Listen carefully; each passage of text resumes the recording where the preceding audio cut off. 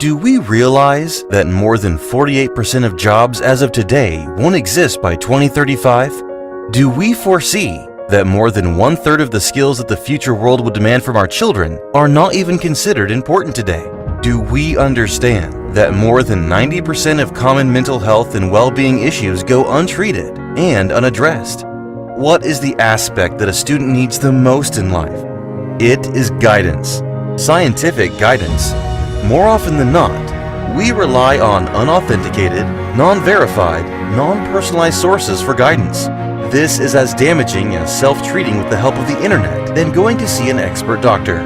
CBSE, India's premier education board, and Guinness World Record-winning Lifeology are partnering to organize one of the largest guidance festivals in the world from September 19th to the 24th. The certification program will provide scientific guidance for life and career, along with assessments, games, quizzes, and scholarship opportunities. Top brains from around the world are coming together to guide and mentor our students. National Guidance Festival 2022. Register now.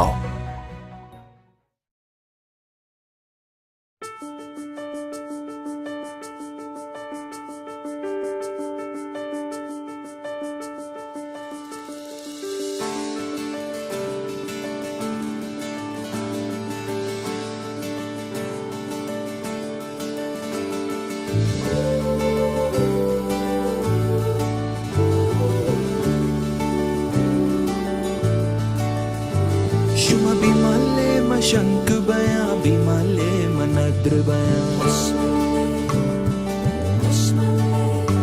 Shuma bimale mashank baya bimale manadr baya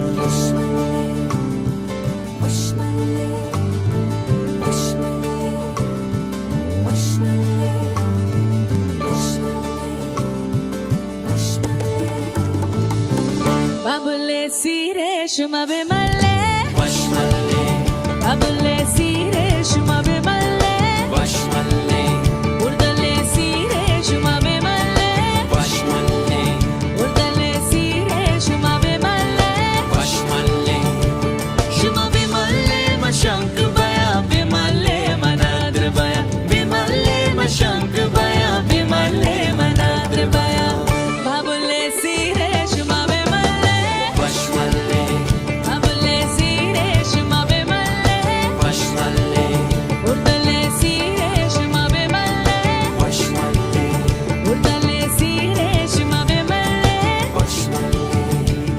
बड़े नाजना की जी नाजना वो शौकस कने कुल साजना उस्ते दरे लुसबाजना की जी नाजना बड़े नाजना पाजा कना नी उस खुदा कब्यस कने दोस्तां जुदा काटुम कना लेकिन फिदा वो बड़े नाजना जी नाजना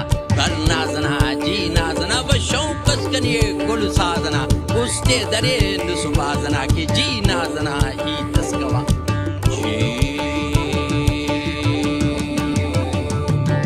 मनवती सालों का वक्त बिना ज़ेना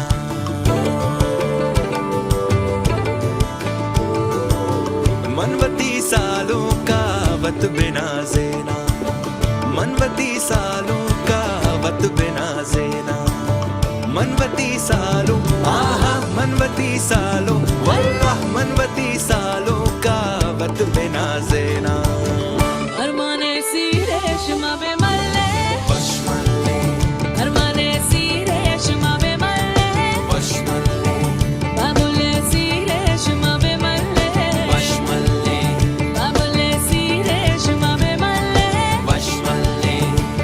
Shuma bimale mashank baya bimale manadr baya Bimale mashank baya bimale manadr baya Babule sire shuma bimale Babule sire shuma bimale Urdale sire shuma bimale Urdale sire shuma bimale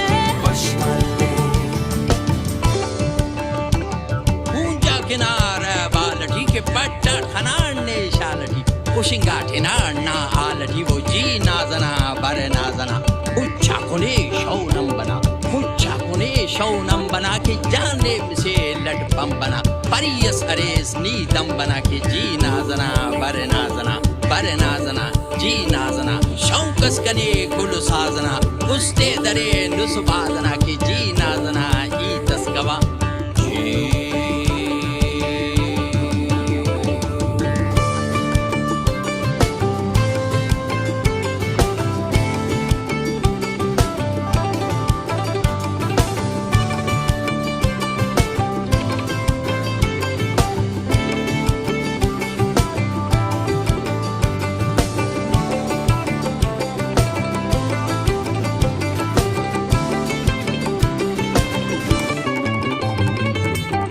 Sera ye basta valla majlisanishta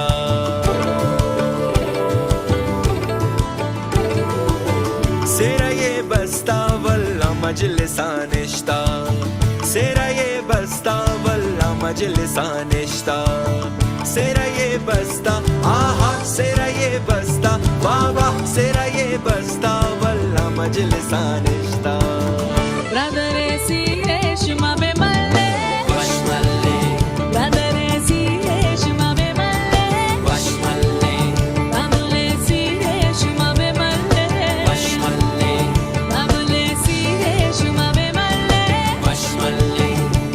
Shuma bimalle mashank baya bimalle manadr baya bimalle mashank baya bimalle manadr baya Babule Reshma be malle Bashmalle Babule Reshma be malle Bashmalle Urdale Reshma be malle Bashmalle Urdale Reshma be malle Bashmalle Babule Reshma be malle Bashmalle Babule Reshma be malle Bashmalle Urdale Reshma be malle जीतरा Urdale Reshma be malle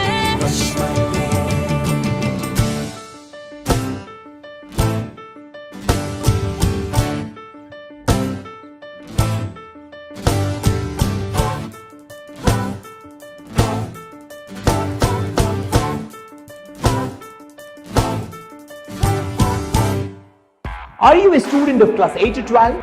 Are you confused about your career? Do you want to know how to develop 21st century skills? CBSE, India's premier education board in association with Guinness World Record winning Lifeology Foundation, is organizing the world's largest guidance festival for teenagers. Mark your calendar from September 19 to 24. Listen to the brightest brains across the world, interact with expert mentors, and get connected with global wizards. You will end up with perfect clarity regarding career, skill development, and emotional well-being. Also, grab a valuable certificate marking your participation. Don't miss this opportunity. Register now.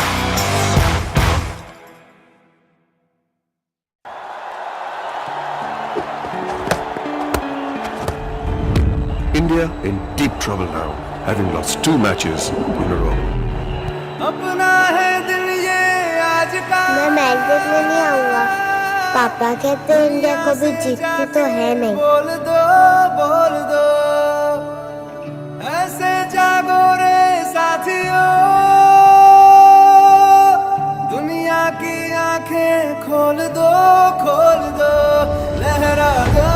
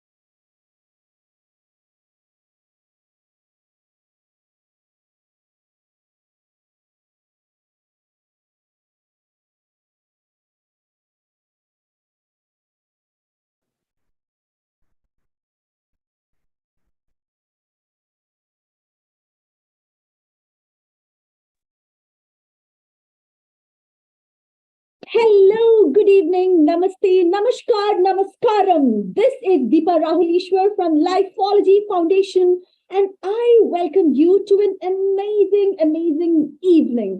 आप सबको बहुत बहुत स्वागत है आज की शाम के लिए, जो कि आप सब बहुत बेरहमी से इंतजार कर रहे थे। हाँ, मैं भी बहुत इंतजार कर रही थी आज की शाम के लिए। आप सबको बहुत बहुत स्वागत है, बहुत खुशी के साथ में आप सबको स्वागत करना चाहूंगी, of course, to an amazing evening, the beginning of a life-changing voyage.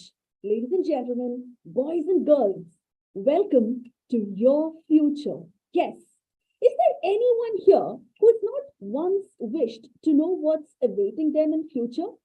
आप तो कभी ना कभी सोचा होगा कि मेरा भविष्य क्या होगा, मेरे फ्यूचर में क्या होगा, मैं क्या बनूंगा अपनी फ्यूचर में, है ना? क्या डॉक्टर बनूंगा या इंजीनियर या सिविल सर्विस ऑफिसर, क्या होगा, है ना? कभी ना कभी तो सोचा ही होगा आपने। भाई मैं तो बहुत सोची हूँ।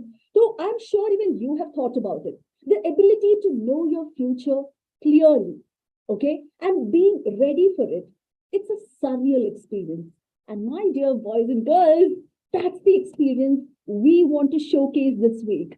Dear ladies and gentlemen, boys and girls, India's most prominent education board, Central Board of Secondary Education, CBSE, the board that has taught me, the board that has taught you, the board that is teaching my son, and the board that will teach generations to come.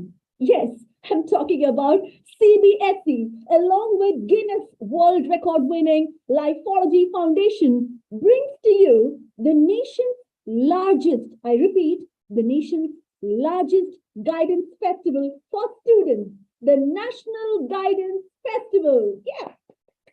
Well, I can hear the applause.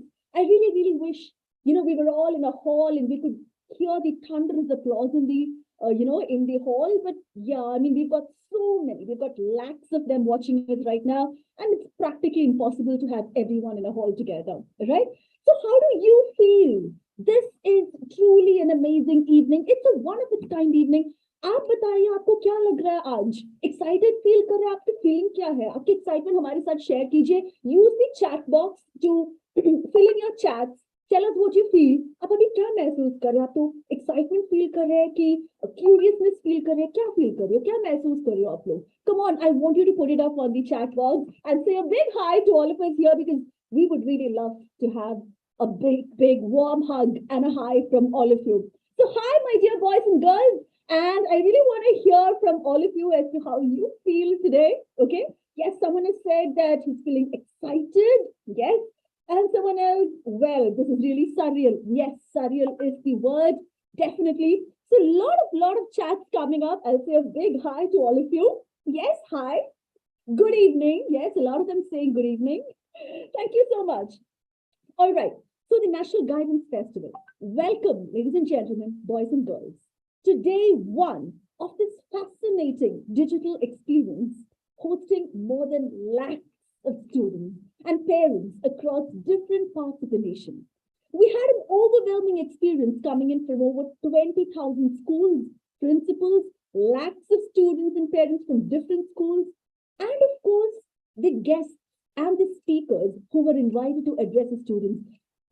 They immediately accepted our invite without a question. It just goes on to show the acceptance that CBSE, the board, has garnered in the education arena of India, and the trust that students and parents place in this board that has always strived to bring out the best in our children and mold them towards skilled professionals in the future, and not just being a stereotypical educational board. CBSE always goes one step ahead to see what else can we do to make our children future ready. And that's where Lifeology Foundation comes in. Lifeology Foundation is proud to be associated with CBSE on this venture. Lifeology, as you may know, is a Guinness World Record winning organization that has done multiple projects, okay, and events in schools, for students, for children, to ensure that we do everything in our capacity towards making students future ready. And ladies and gentlemen, we've done so many. You're going to see a lot of these spaces out here. We have a vibrant group of Lifeology youth ambassadors who will be coming on the panel. Yes, you're going to see all the glimpses of what we have done. So we have an incredible lineup of speakers and some interesting conversation through panel discussions awaiting you through the week. So, my dear boys and girls, ladies and gentlemen, clear your schedules and brace yourselves to get started for one of its kind experience that you've ever witnessed. So, let's get started, ladies and gentlemen. Shall we start? Yes, can I hear it from you once more? Yes, yes, that's what I want. That's the energy that I want. I can hear you all say, yes, well done. All right. So, Shirin Lakshmi has said, getting ready to learn something new and exciting. Yes, Shirin, that's just the tip of the iceberg. You're going to learn so much more this week. A lot of new chats coming in. We'll come to the chats. But before all of that, I would like to welcome someone who's extremely special to us. He's none other than Dr. Biswajit Saha, Director, Training and Skill Education, CBSE. Ladies and gentlemen, over to him. But before that, let's take a look at a very short video about him.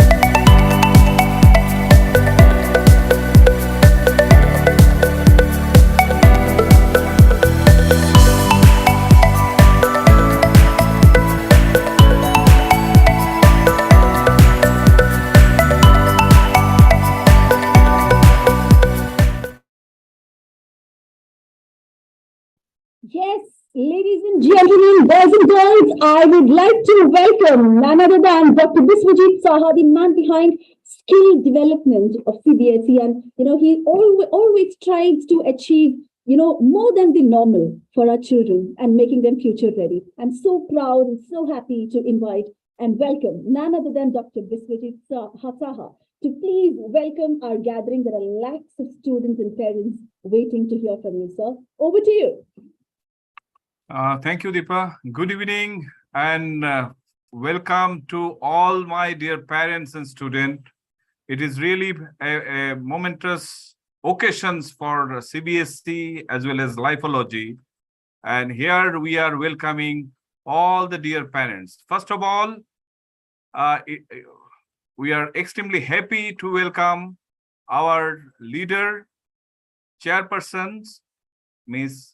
Nidhi Chibbar ma'am to this August gathering, and Secretary Skill Educations, Government of India, Sri Atul Kumar Tiwari. We are welcoming to this event, sir, and Honorable Secretary, School Education Literacy. She may not able to join right at this moment, but her blessings are very much with us. And all our eminent resource persons, panelists who have already given their consent to join us in this whole week. It is really a first of its kind guidance festival where one way Central Board of Secondary Educations, all our team members, Team CBSE is very much excited to directly interacting with the parents community, because many a times with a layer that is between school and parents, between parents and student, I think the direct communication channel is not that way established, but this kind of guidance festival is actually towards that. And here, throughout this complete 1 week, multiple field experts, whether it is scientist, social entrepreneur, space scientist, and a creative writer, to all together, a huge plethora of experts will be there. And I think parent community and student community are going to get this opportunity, not only listen to them, but they will also get the opportunity to directly interacting with those field experts. And through this kind of those who are getting the direct link, especially more than 2 lakh student has already registered. I think they have already got the direct link from our side. But those who have not registered, joining us through YouTube link, we are once again welcoming you all to this gala event and requesting you to be with us, not only in this evening time, and also certain things, if we skip, you can later also view it.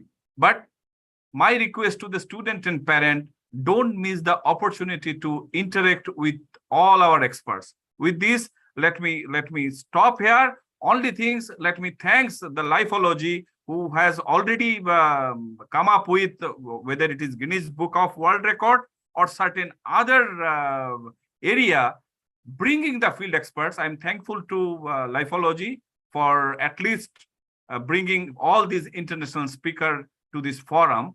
And thanks to our chairpersons, because with her visions and leadership, I think we are able to organize this event. Once again, thank you, and over to you, Deepa.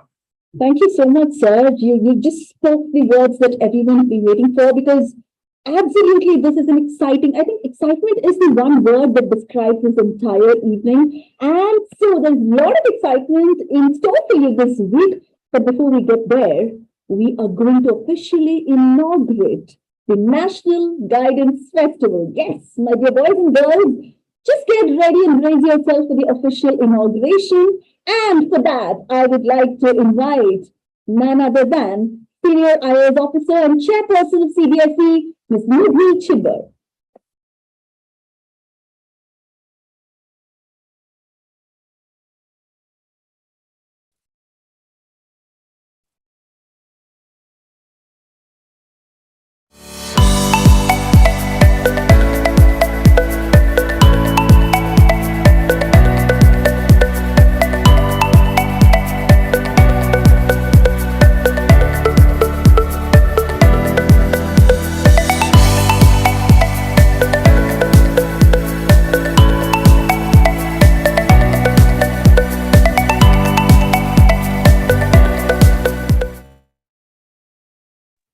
Yes, ladies and gentlemen, let's welcome none other than Ms. Nidhi Chibbar forward for the inaugural address of the National Guidance Festival. Over to you, ma'am.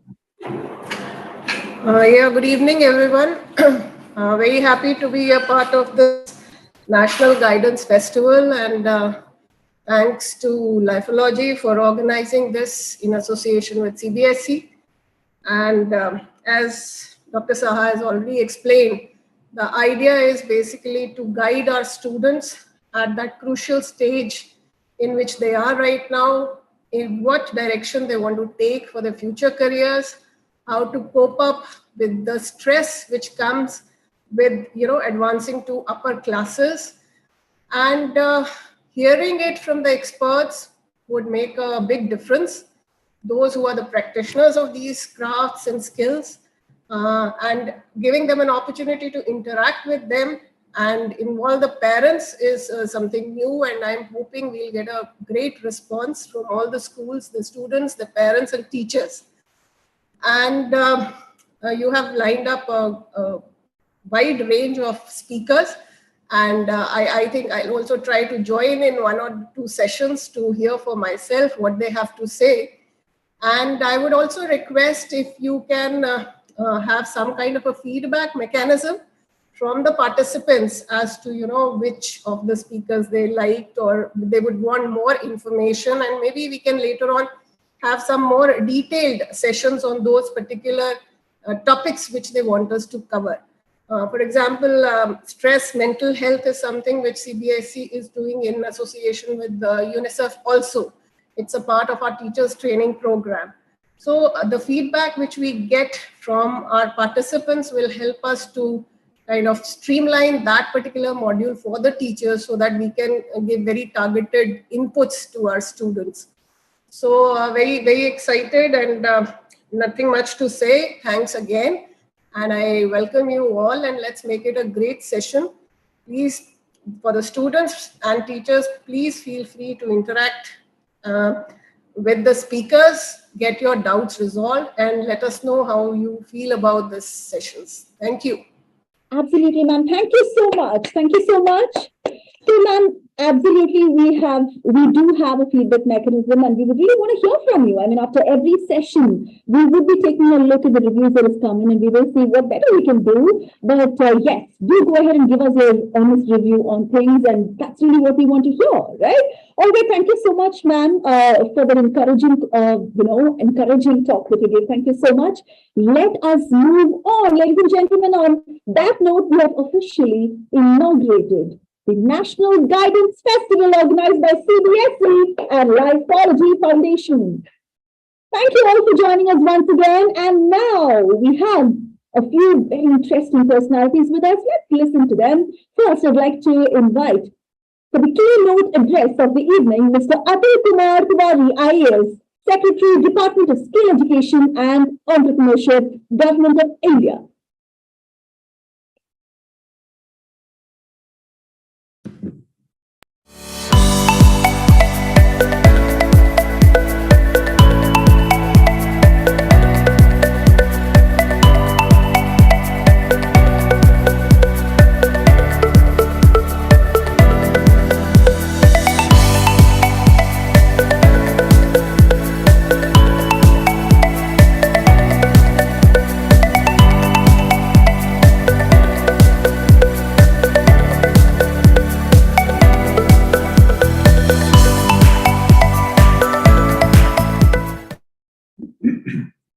Over to you, sir. Thank you. Thank you, Deepaji. Madam Nidhi Chibbar, madam.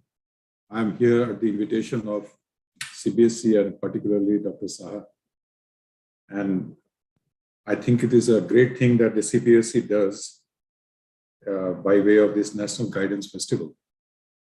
Since I can speak on behalf of the Ministry of Skill Development and Entrepreneurship, I would like to state that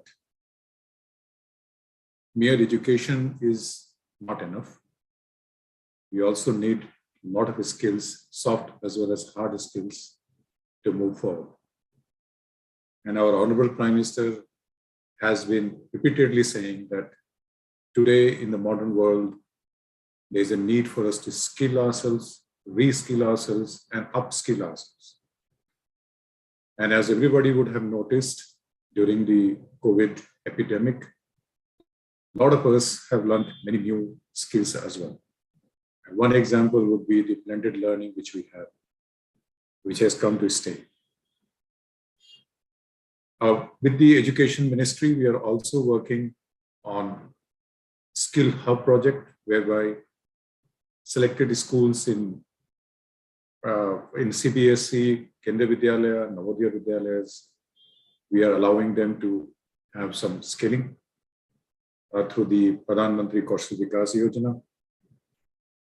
There is also a lot of work has taken place in terms of the credit framework, in which right from the class 1 till class 12, the credit system is also being designed and is in the public circulation. Myself, Chibbar ma'am, and Mr. Saha are all members of that group, and that report will come out in circulation very soon. The point I'm trying to emphasize here is that skilling is also being recognized as a stepping stone by way of credits, so that a student can either pursue higher skilling or can pursue higher academic degrees as well, so that the stepmotherly attitude which we had about the skilling will no longer be there. And all of this is enshrined in the Revolutionary National Education Policy, which allows for vocationalization of the academic education as well. And as you would know, right from class 6 to 8, and 9, 10, 11, 12, the skilling subjects will no longer be optional, but it will be compulsory, for which Department of School Education and Literacy is working with all support of all the stakeholders on the national curriculum framework as well. So I would appeal to you and the Lifeology, what a lovely name, Lifeology, and to all the participants from the CBSE ecosystem that if you were to give guidance to the young adults, we would also like to give some guidance to the chairpersons of the CBSE schools as well, so that the Skill India initiative gets internalized in the CBSE system, so that the students, while they get their academic degrees, they also get some skills on which they can feel happy, they can move forward and make themselves more relevant to the changing times. Thank you very much, Deepa ji. Thank you, Chibbar ma'am and Sahaji. Dhanyavad. Jai Hind. बहुत धन्यवाद sir. Thank you so much. You just said the most important thing, that everyone needs some sort of a guidance, and also, of course, the name lifeology. We've got biology, we've got geology, we've got zoology, but we don't have lifeology. That's not happening. So then we thought, why not lifeology? Yes, so that's the science of life. We'll not get there. That's a whole new topic of discussion altogether. But thank you so much, Shri Atul Kumar Tiwari, for your address. And now, ladies and gentlemen, my dear boys and girls, we have someone from Lifeology coming to address you. He is none other than the co-founder and chief lifeologist of Lifeology Foundation, Mr. Rahul J. Nair.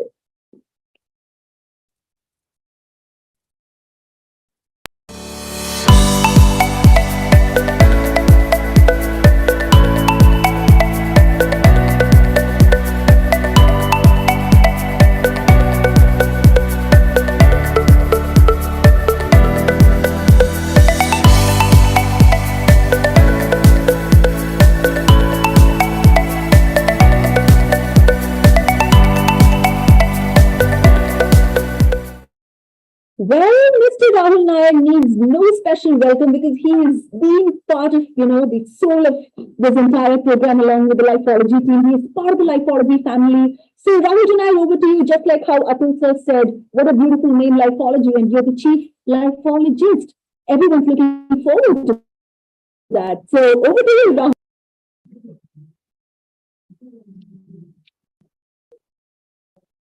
Thank you. Thank you very much, Ziva. Good evening to all participants. Honorable Chairperson, Madam Nidhi Chibbar, IAS, the man behind this very idea, Dr. Bishwadit Saha, the Director of Training and Skill Education to CBSE, and our keynote addressee, Atul Kumar Tiwari, IAS, Secretary, Department of Skill Education Entrepreneurship, my friend Praveen, and all of the guests on the panel.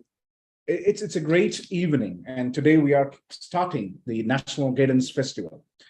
We have been thinking about this very idea from the past 4 or 5 months, and it has now come up as a reality. So foremost, I would like to thank CBSE and the all officials who are connected with CBSE for allowing us to do this program, to perform this in a fantastic way.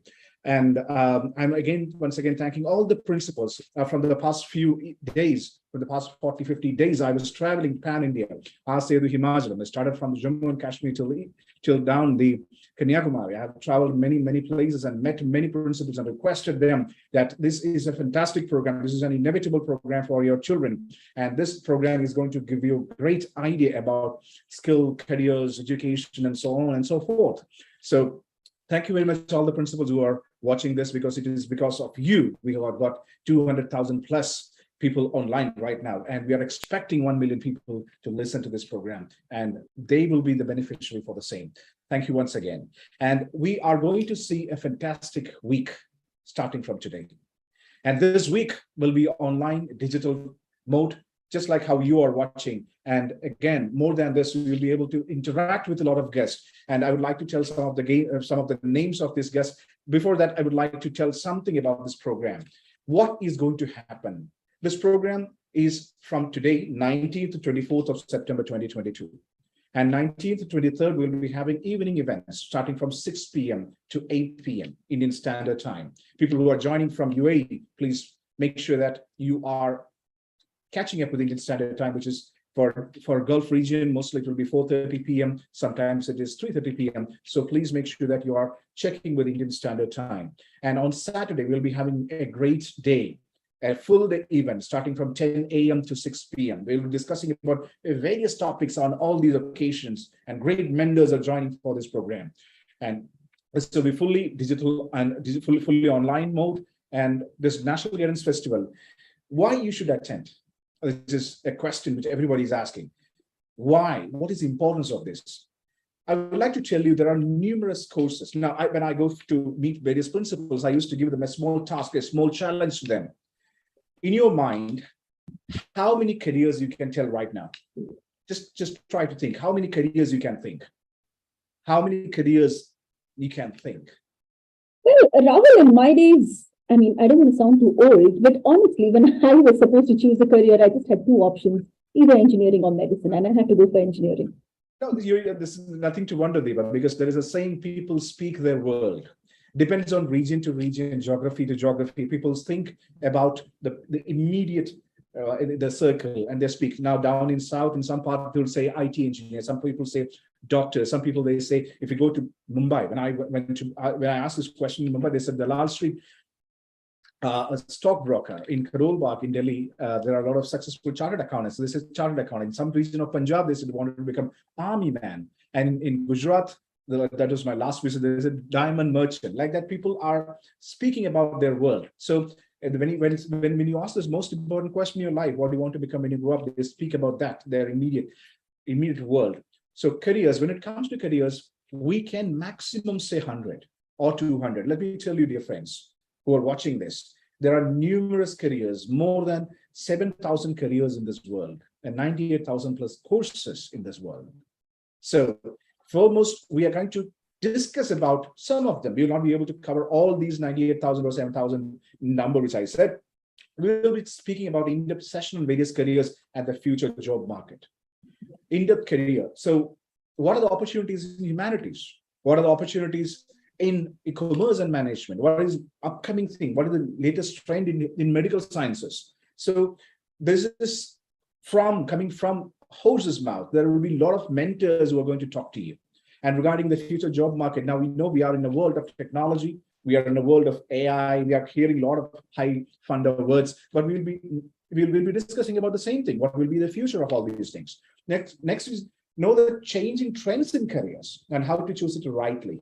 You know, people commit a lot of mistakes while committing careers. Sometimes they follow the trends and the glamour, money. But let me tell you, dear friends, a meaningful career is something that gives you purpose in your life, that can give you fulfillment, that can give you happiness, that can give you financial security. That's the definition which we say about a meaningful career. So if you want to lead a meaningful career, there is a person who is waiting to discuss about the same. My good friend and CEO of Lifeology, Mr. Praveen, will be telling you about this session in detail about it. So how to choose the right career, that's very, very important topic. That will be the kickstarting event.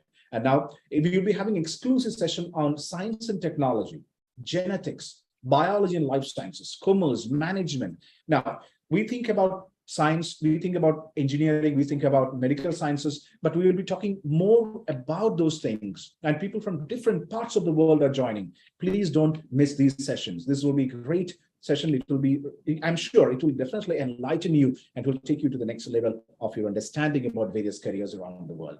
And then we will be speaking about a lot of skill sets which is required for the modern day world.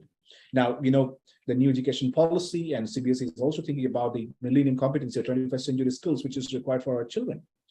So how to sharpen these skills? What are these skills? What are the various ways and methods and methodologies to sharpen these skills? We'll be discussing in detail. And experts from various fields will be definitely telling you about this. And then what are the must-have skills that you need to sharpen for the future? And then a very important thing, you know, we are all interested to get scholarships, right? We all need scholarships. And, you know, I'll tell you a very interesting fact.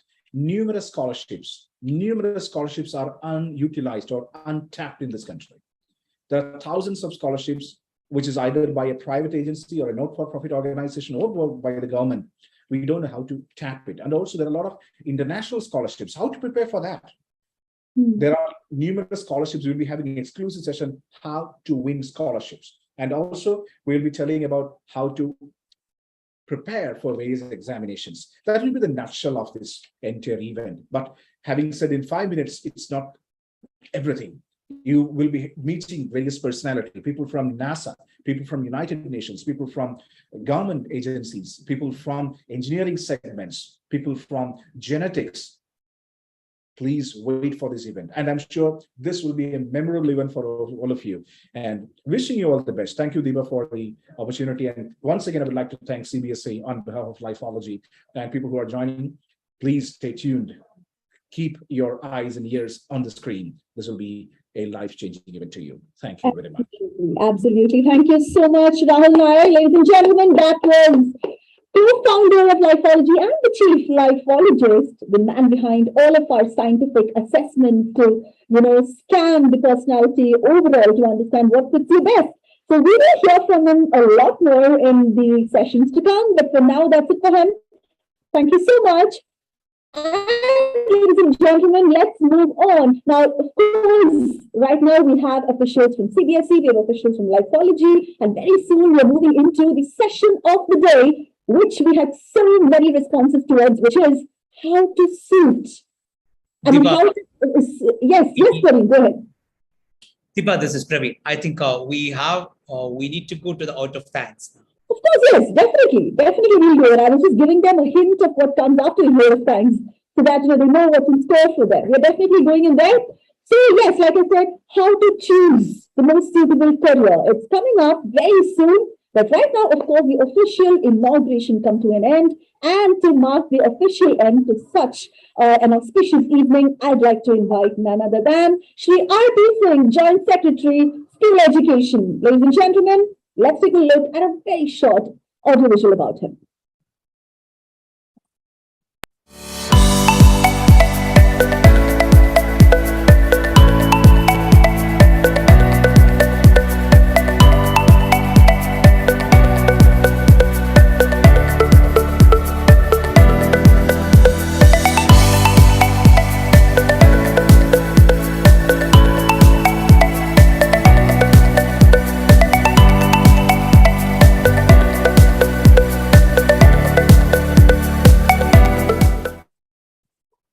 Yes, once again, on behalf of CBSE and Lifeology Foundation, I'd like to welcome a dedicated educational thinker who always wants to enhance the standard of education in India, an educator at heart who wants to impart wisdom and inspire change. Ladies and gentlemen, let's invite Shri R.P. Singh, Joint Secretary, Skill Education, to propose word of thanks for this official event.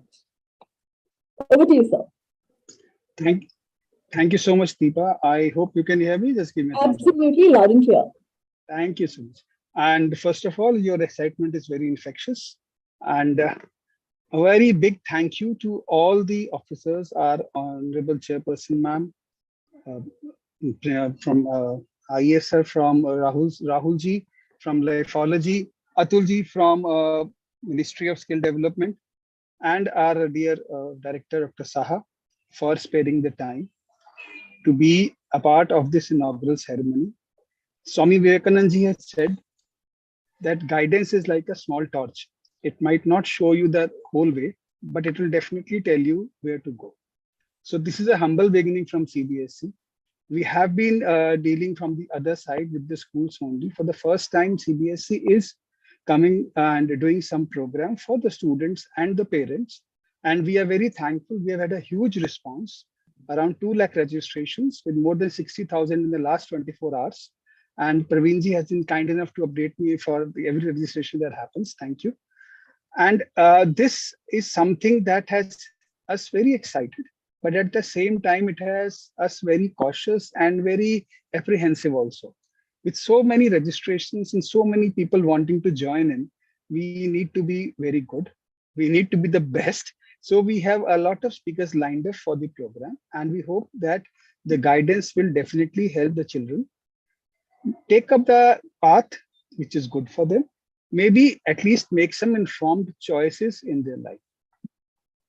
Career and life, no matter how much you prepare for it, life is something that happens to you for which you're not prepared. So I wish all the best to all the people who have joined in. Please make sure that you interact and you make sure that you don't miss any sessions. Whether you are able to join live or you're able to take the live feed from YouTube, or maybe you take a deferred feed or a delayed feed or joined a little one day later. But definitely please make sure of the opportunity. This is the first time that CBSE has taken such a step, but this is not the last. We'll take the learnings from here. We'll definitely take it forward, and we will look forward to Lifeology and other organizations collaborating with us for many more of these programs. Thank you so much for the time to be part of this inaugural session. Heartfelt thanks to Atulji from Ministry of Skill Development and Entrepreneurship, our Honorable Chairperson, ma'am, for sparing the time, Director Dr. Biswajit Saha, and Rahulji from Lifeology Foundation. Thank you so much. Back to you, Deepa.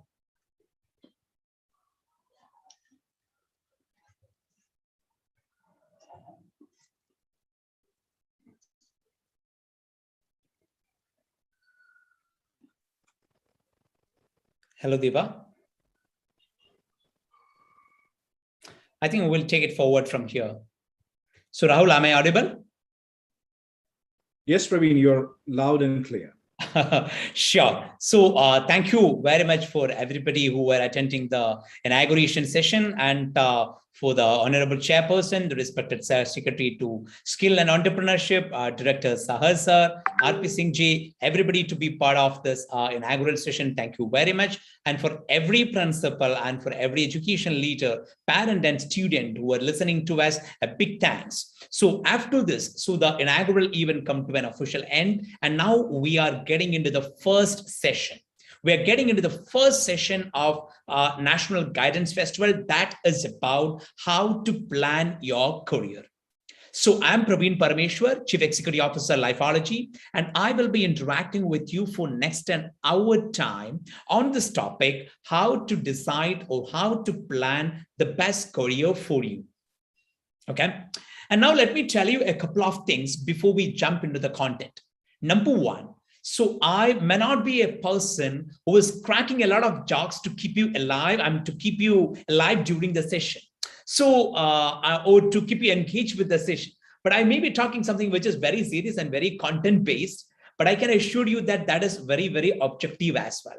So kindly ensure that you keep your focus on throughout the session. Number two, so I would like to take it as a very interactive session. And how to interact? Due to the number of participants who are coming for the program, as Deepa said before, we do have limitation to go for a direct one-to-one video interaction. But instead, what we can do is you can post your questions onto the platform which you have joined. So whichever platform you are listening to me through, so post your questions into the chat box when I'm talking, and the moderator will be picking up the question and shooting to me so that I can answer the question. So I would like to take it in a very interactive manner. That is the second point I want to share with you. So the third point I want to share with you. So whatever we are discussing today, for the next 1 hour, which we are discussing today, will be having impact in all of your life for maybe for next a couple of decades. So please make sure that your focus is on to the session. You're totally engaged and involved with what is happening here, and you shoot the right questions so that we can end this session with extreme clarity on how to prepare for the right career.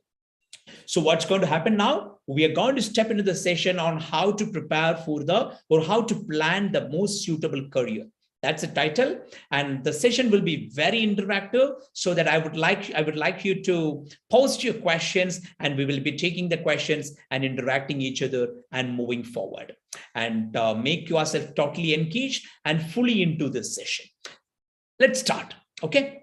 I have a question to you to start with. What is a career? What do you mean by career?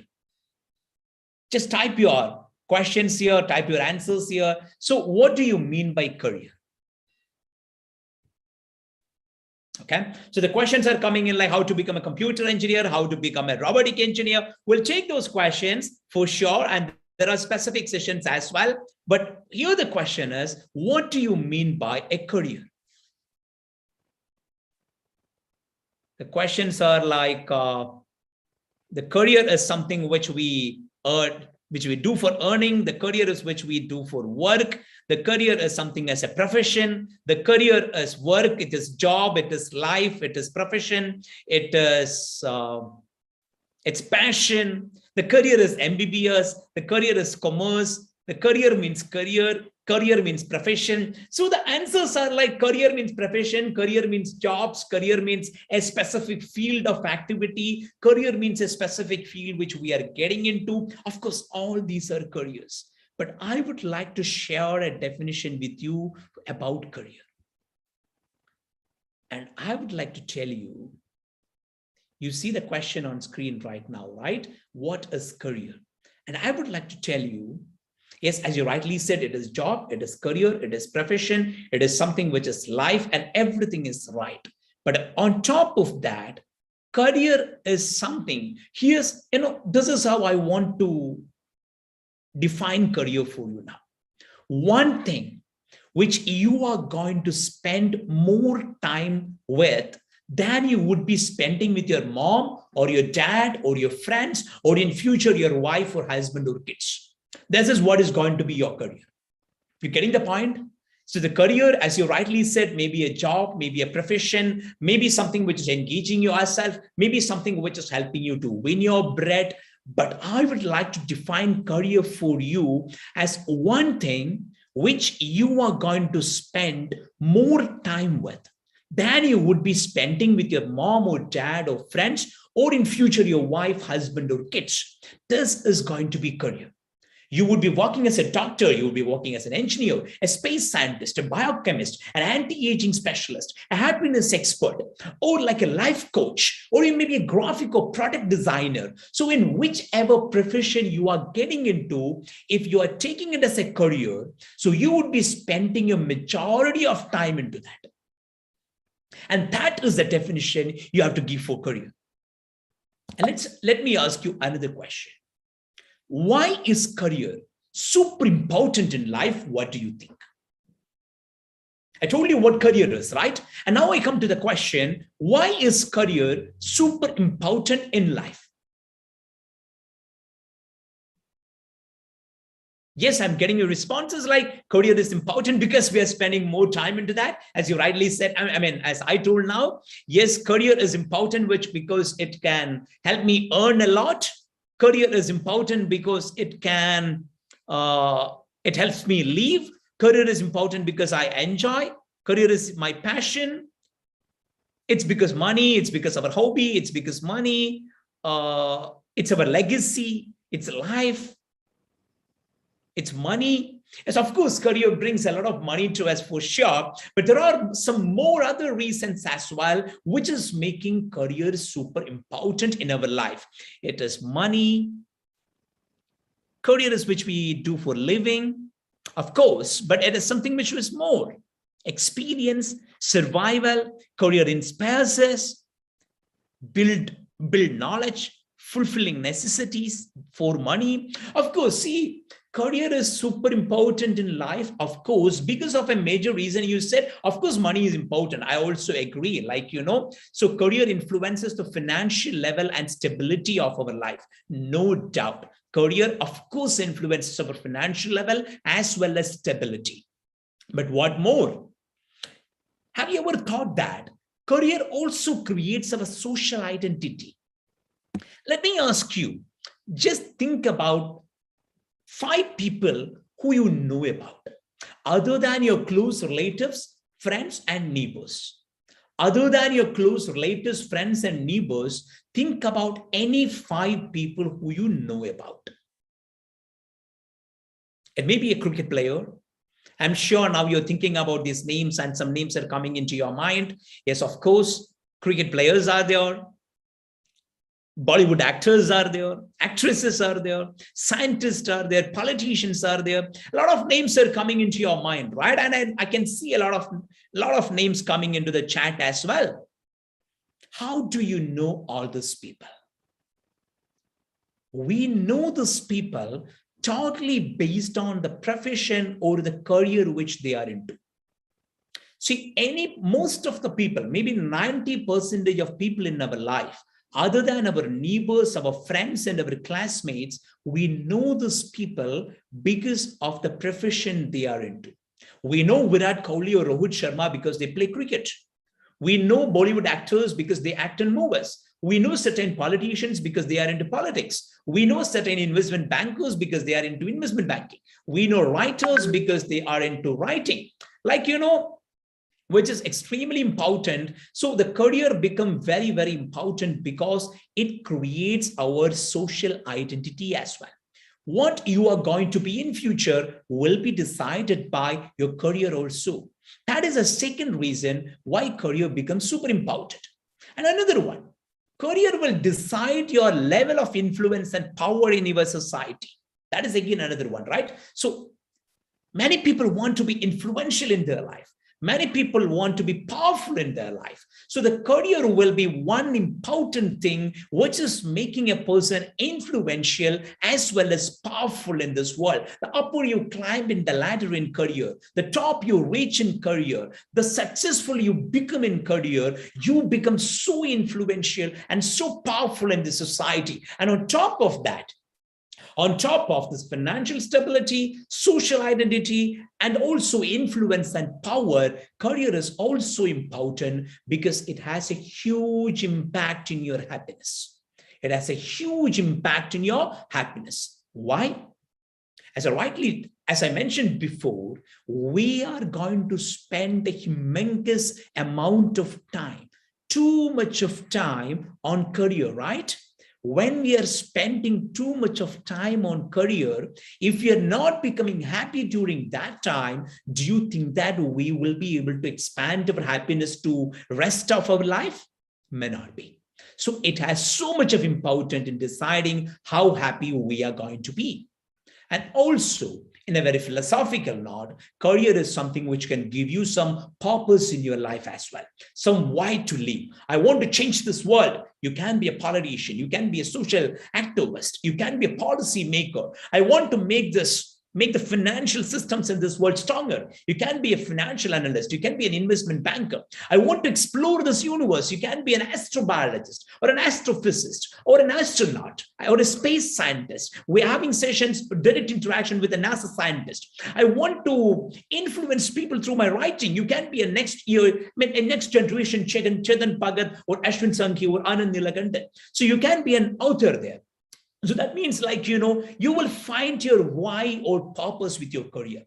See, these are some of the major things you have to keep in your mind to make sure. Why I'm explaining all this, because you have to think a lot seriously about career, because these are some of the reasons which is making career super important in our life. So that's the second point I wanted to tell you. So number one is, of course, somebody is saying, like Fida is saying, career is important because you want to settle in life. Of course, that's where I was saying, for financial level and also the stability in life, career is important. So somebody is saying career influences the level of security. Of course, the social identity, social security, the financial security, everything is decided by career. And Danusha is saying, I have no idea regarding my career. Danusha, this entire guidance conclave is being organized to provide people like you with extreme clarity about your life. By the end of these 6 days, I can assure you that you will end up with extreme clarity about what you want to become in your life. Got it? So this is the second point, why career is super important. And now, what are the top 3 mistakes people make? Now I want to hear this from you. What are the top 3 mistakes people make while planning such a very important aspect in life? We already discussed about what is career and why career is important. Now I want to listen from you. What are the top 3 mistakes people make while planning such a very important aspect in life? Let me listen to you that. Oh, in between, I'm not confident about my career. Of course, by the end of this program, not only this session, by the end of next Saturday, you will be more and more clear about career. That is something which I can assure you. So, yeah, moving with the crowd, public image, following trends, losing concentration, influenced by others, lack of information, public image, laziness, pressure from others, trends. Of course, you are parental pressure, peer pressure, overthinking, trend, money, lack of concentration. Oh, these are some of the, I think the comments are like shooting up. I'm just trying to, I'm finding it very hard to follow the comments, listening to others, money, greed of money. So we think only about money. So the trends, of course, see the trends, peer pressure, parental pressure. So not following the real passion in life. There are so many mistakes people make while planning such a very, very important aspect in life. You know, a very important and daunting statistic. Hardly 5% of people, hardly 5% of people in this world reaches the right career in first attempt. Why? Because many of these people make one of these three mistakes when they are choosing their career. Number one, as many of you rightly said, we follow momentary trends. Following trends is not a problem. But for a person who is into 12th now, you will be getting into a career maybe after 7 years, maybe after 4 years or 5 years. So if you are just following a momentary trend, what will happen? You will end up in chaos because whatever is trending now may not be the trend in future. So you should be properly informed, properly aware, properly clear about what is happening around, which is super important in life. Are you getting what I'm talking about? So following trends is one reason or one mistake which many people make. Second is peer pressure. The peers may be your classmates, your neighbors, your relatives. So the peer pressure, it's because that person took that career, I want to go there. Because of that person moved to that university, I want to go there. So because of that person is doing that course, so I want to go there. That person becomes so successful in that career, I want to step in that career. That person becomes so successful in that career because the situation, personality, aptitude, everything of that person might be so supportive at that point of time. That doesn't mean that the career which makes a person successful is going to make you also successful. So peer pressure is one thing.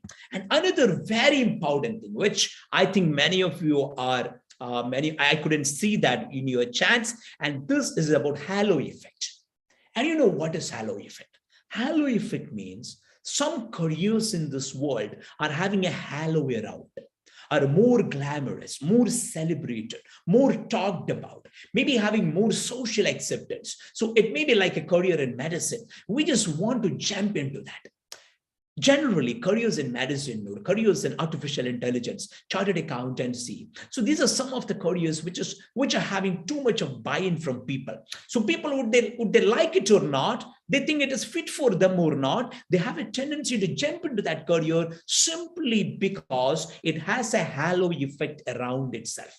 So these are, I want to tell you this because if you are choosing or planning to choose any career, because you need to ask to yourself, am I choosing this career simply because any of these mistakes, any of these problems? So what is the right way? You should not be choosing a career based on trends or peer pressure or halo effect. You should not be choosing a career because of trends or peer pressure or halo effect, because it is such a very, very important decision in our life, as we already listened to before. But here comes the question. Then what is the best way to decide on career? You may be thinking it is very easy to say, don't follow these kind of things when you are deciding a career. Then what is the best way to decide on career? I'm going to tell you the best way. The most important and the most renowned formula to decide on your career. Because as I was mentioning before, career is going to be something which you are going to spend most time in your life with, right? More than the time which you're going to spend with any of your relatives, whether that is right or wrong. We can discuss, we can debate about work-life balance kind of stuff. We can surely discuss about that. We can say we need to balance life and work. We need to spend more time for life. Everything we can think about, wonderful, fancy stuff.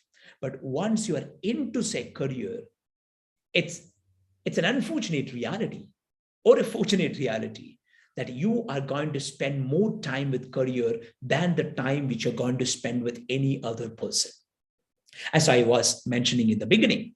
So that important career is, and now come the question, what is the best way to decide on career? Let me tell you, you need to follow these keywords in your life. Number one, passion, which we always talk about passion, right? Number one, passion. Number two, personality. What is passion? First of all, let me ask you, what is passion? What is passion? Okay, passion is interest. Passion is interest. Passion is deadly desire to become something. As somebody is saying, passion is about our vision. Passion is about what we love. Passion is about what we think good for ourselves. Passion is about what we want to become in our life. It's all these questions, all these things we're getting as responses. But I want to tell you, passion is our hobby. Passion is our interest. Passion is our what I want to become in future. Passion is our skill. Passion is our hobby, our ambition, our interest, our aptitude. So a lot of words are coming in, right? A lot of words are coming in. But let me tell you, passion is something which is a desire, which is too close to your heart, which you're ready to spend your heart and soul in it. See, something become a passion for yourself. If you are, how can you check whether you are passionate about something? Even after doing that continuously for quite a long time, if you're not getting bored, if you're not getting irritated, if you're not getting disturbed, if you don't want to stop doing that, even after continuing it for quite a long time. For example, for the last around more than 5-6 decades, Bill Gates has been building up computer systems and not deep passionate about. For quite a long time, Ratan Tata is talking passionate about business and building new businesses, which he is not, tired of, which is not disturbed of, which is not, shut down from. So passion is something which is very, very close to your heart, which you're ready to put your heart out.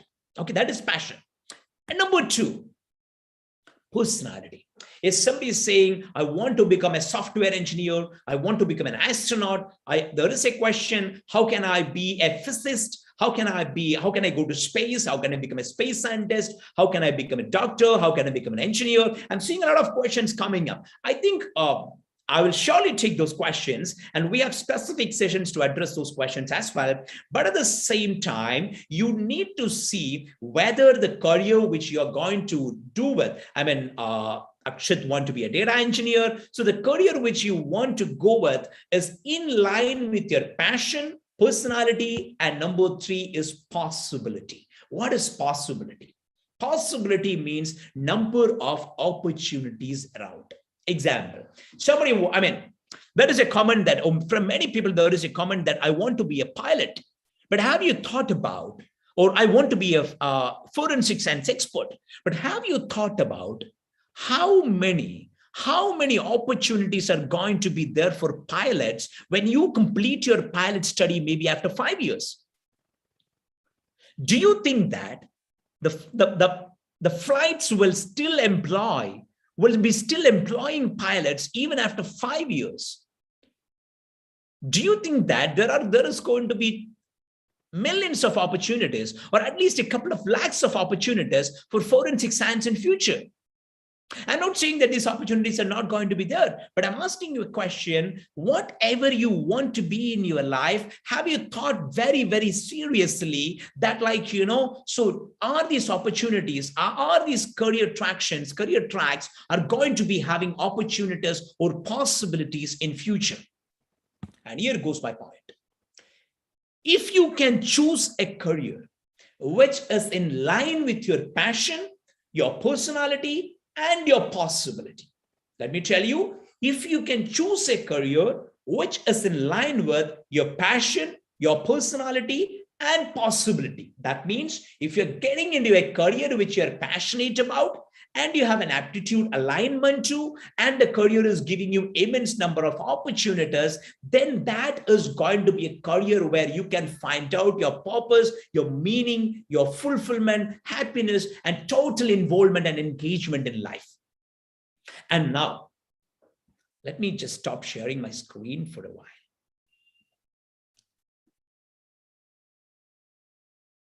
So my dear friends, whoever is listening to me, now let me tell you this. Let me just tell you like this. Like, you know, what we have discussed till now. Career is a very important thing in life. We discussed about the reasons why career is very important in life. Also, we discussed about what are the mistakes we make while deciding about career. And we also, discussed about, like, you know, how exactly we can choose the right career in life. And we ended up by saying we can choose the right career in life when there is an alignment of passion, personality, and possibilities. Now, whoever listened to me, you posted a lot of comments here.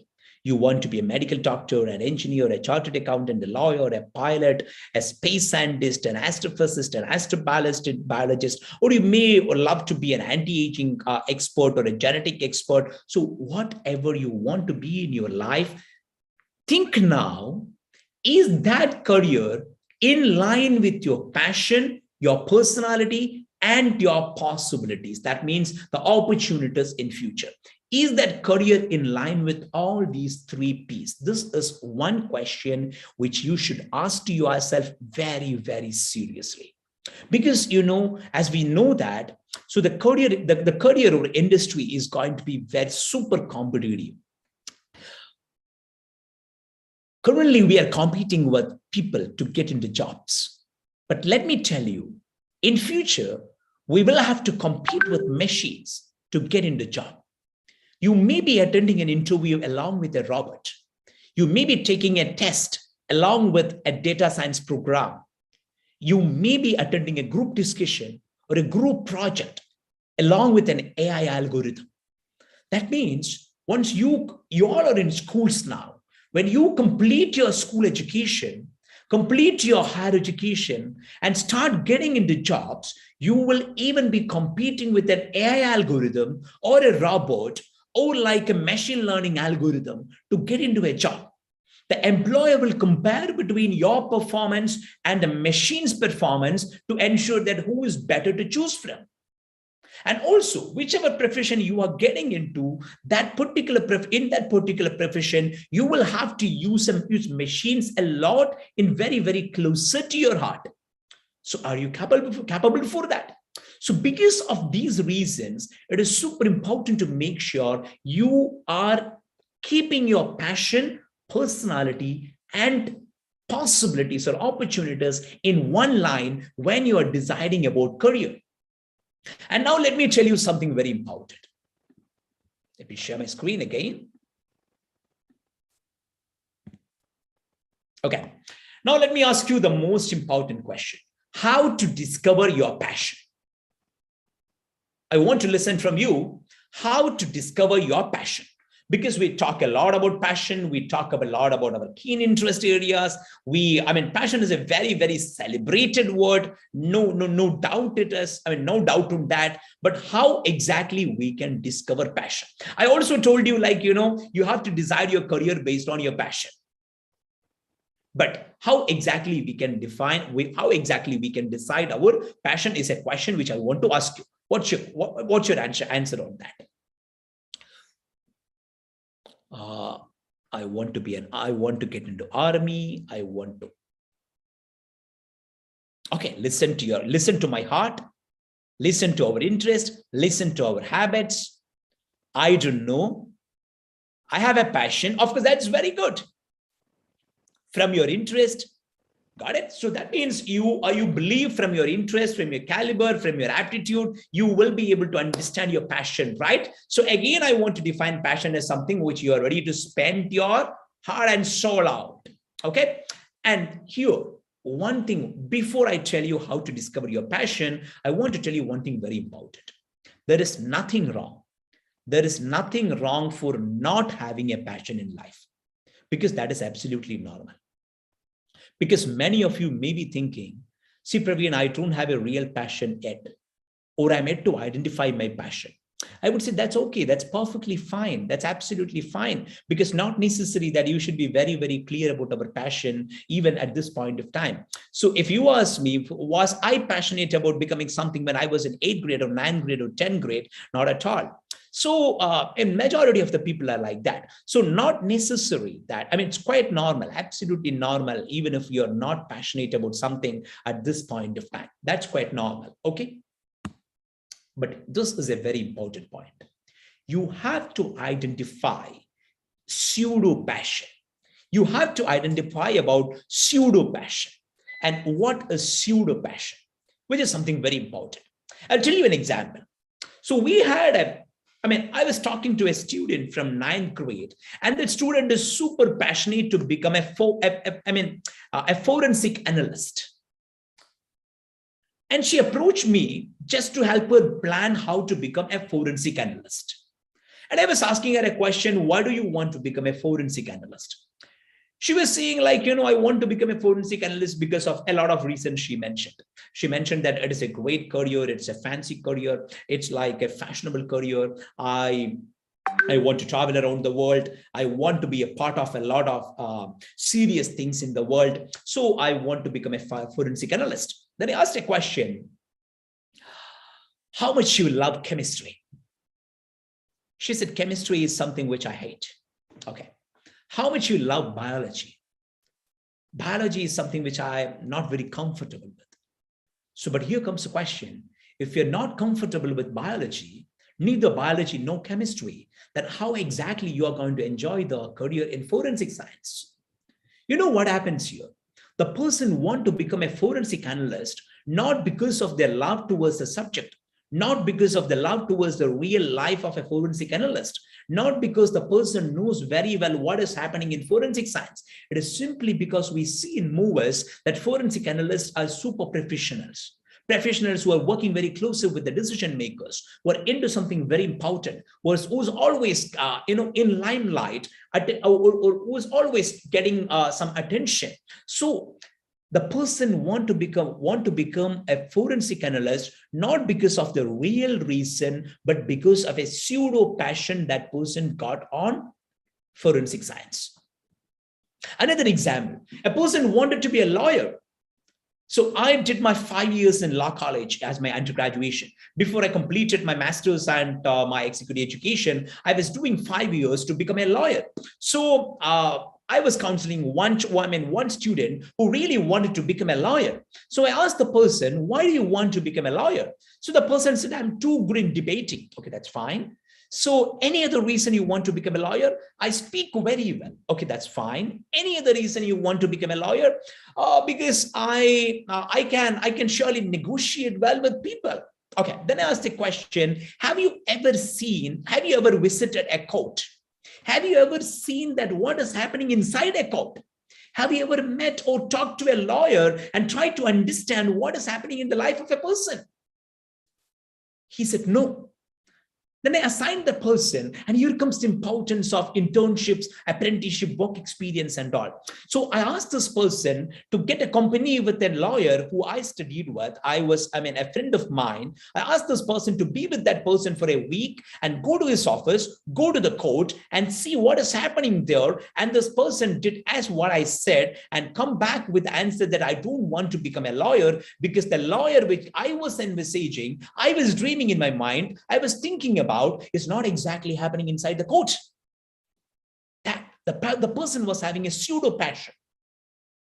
So it is absolutely normal even if you're not having a passion. But what is the problem is, you have to think and understand, is your passion a pseudo passion or a real passion? And how exactly you can understand, whether my passion is a real passion or not. There are two methods. I'll tell you the first method now. It's called the 3 whys method. 3 whys method. You have to ask yourself 3 whys. What is the first why? Imagine, let me take a scenario. Many people want to become artificial intelligence engineers, robotic engineers, and data analysts now. So let me take a question. Let me take a scenario whereas a person is passionate on data analysis. Example, you are passionate about data analysis. Then ask the first question. Why am I passionate on data analysis? Why am I passionate on data analysis? You may be coming up with multiple answers. Many may be coming up with answers like, so I'm so passionate about data. I'm obsessed with data. I believe data is going to be the new oil. I believe data is going to be the future. So I want to become a data analyst because I'm so obsessed with data. Then you ask yourself, why am I interested to work with data? Why exactly I am interested to work with data?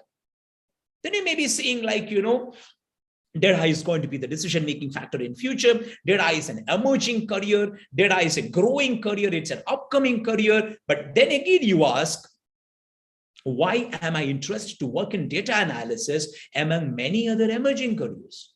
If you want to get into an emerging career, you can be into any other career, right? So why exactly you want to get into data science or data analysis? So this is another question which you should ask. I mean, these are the three whys, these three whys will help you explore more and more into yourself and try to understand whether you are really passionate about data analysis. And for this person is passionate about data analysis, not because the person understands what is happening inside data analysis. It's simply because the person understands it's an emerging career and want to become a data analyst. That's a reason, right? So that is not a passion then. It is just an obsession to a career, not a deeply rooted passion. So this is one way. That means ask continuous three whys to yourself to decide whether it is a real passion or not. And what is the second way? Go for an internship, go for getting some work experience, do some voluntary experience. Many people commented here. I think hundreds of comments I was seeing, like I want to be a pilot, I want to be a data analyst, I want to become an artificial engineer, intelligence engineer, I want to become a car designer, I want to become a geneticist, I want to become a judge, I want to become a cardiologist. That's fine, I understand. But how many of you ever visited the workplace of these people? How many of you have attached with any of the companies for a voluntary experience during your summer, during your Christmas holidays? I understand you have exams, you have things to study, you have your day-to-day activities to be completed, but along with that, not instead of that, along with that, it is super important, at least 2 weeks in 1 year. I'm not demanding for 2 months. 2 weeks in 1 year, at least you can spend on some internship or work experience, because even Lifeology is also envisaging a platform where people can do internship virtually, so that people can get easily connected with what is happening in the workplace, which is super important. So what I request is, and CBSE is providing immense opportunities to understand what is happening in each of the industries and what is happening in each of the skill sectors. See, either you can get attached to a company, attached to an organization, or take a course in that, which is again very important. If you're super passionate to become a data analyst, take a short course in data analysis and understand what is happening inside. Once you start drilling down, data analysis may not be as fascinating, as attractive as it is from outside. Becoming a lawyer may not be as fascinating as you see on screen in movies. It may be very boring. Sometimes it may be a very boring, dry, slow-moving kind of a career. So what I'm trying to tell you is, if you want to discover your passion, the first thing is you should realize about pseudo passion. The second, if you really want to understand your passion, ask the three whys continuously. The why, the why, the why. That's one way. Second way is get attached to that particular profession for some time. And over a period of time, you understand, is this really my cup of tea or not, which is very important. And now the second one, how to discover personality. And I would strongly, because this is very important, because if you want to become an artificial intelligence engineer, your logical intelligence, out of multiple intelligence, your logical intelligence should be exceptionally high. It should be exceptionally higher than what is required to become a normal computer engineer. If you want to become a robotic engineer in the mechanical field, your dexterity or your kinesthetic intelligence should be far higher than what is required to become a normal mechanical engineer. If you want to be a product designer, your visual intelligence and creativity should be far higher than what is even required to become a normal artist. If you want to become a geneticist, your naturalistic intelligence, that means your intelligence to get in touch with the bio things in life, and also your analytical intelligence should be very high. Similar like that, there are a lot of aspects in your personality. So if you want to become an actuary, in your life, or if you want to become a financial or investment banker or financial analyst in your life, it is again super important that your structured your structured thinking process, your detail orientation, your love towards numbers, all are very, very important. So see, the different people are having different personalities, right? So a person who is exceptionally performing well in computer engineering, like Bill Gates or like Sundar Pichai, would be having high in logical intelligence and high in structured thinking. But people who are into the design aspects would be too much good in their visual intelligences. And also people who are good in writing may be very good in their creativity. So like this, there are a lot of elements of personality which we should dig into. Unfortunately, we don't take this kind of an analysis in detail.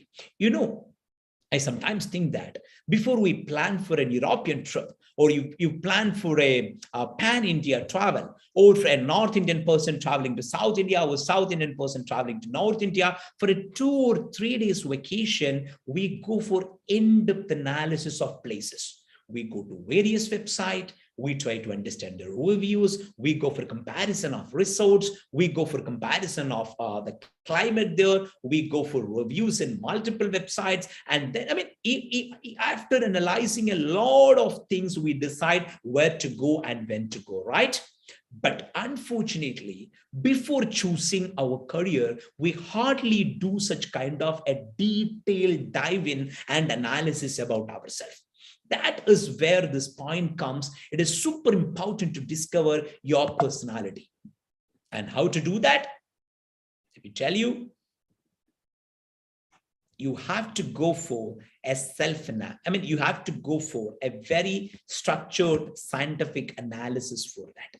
Because, if you analyze yourself, or you go for a pure analysis, or you go with the words of your mom or dad or your teacher, so they would be, and you would be, even I would be, having our own biases, right? We have to, if we need to get an objective analysis, it is super important to rely upon scientific assessment by any person. From a reputed, team, because that scientific analysis will help you understand your aptitude, your intelligence orientation, your genetically acquired personality, your socially acquired personality. Putting all together, you will be able to decide on your right career.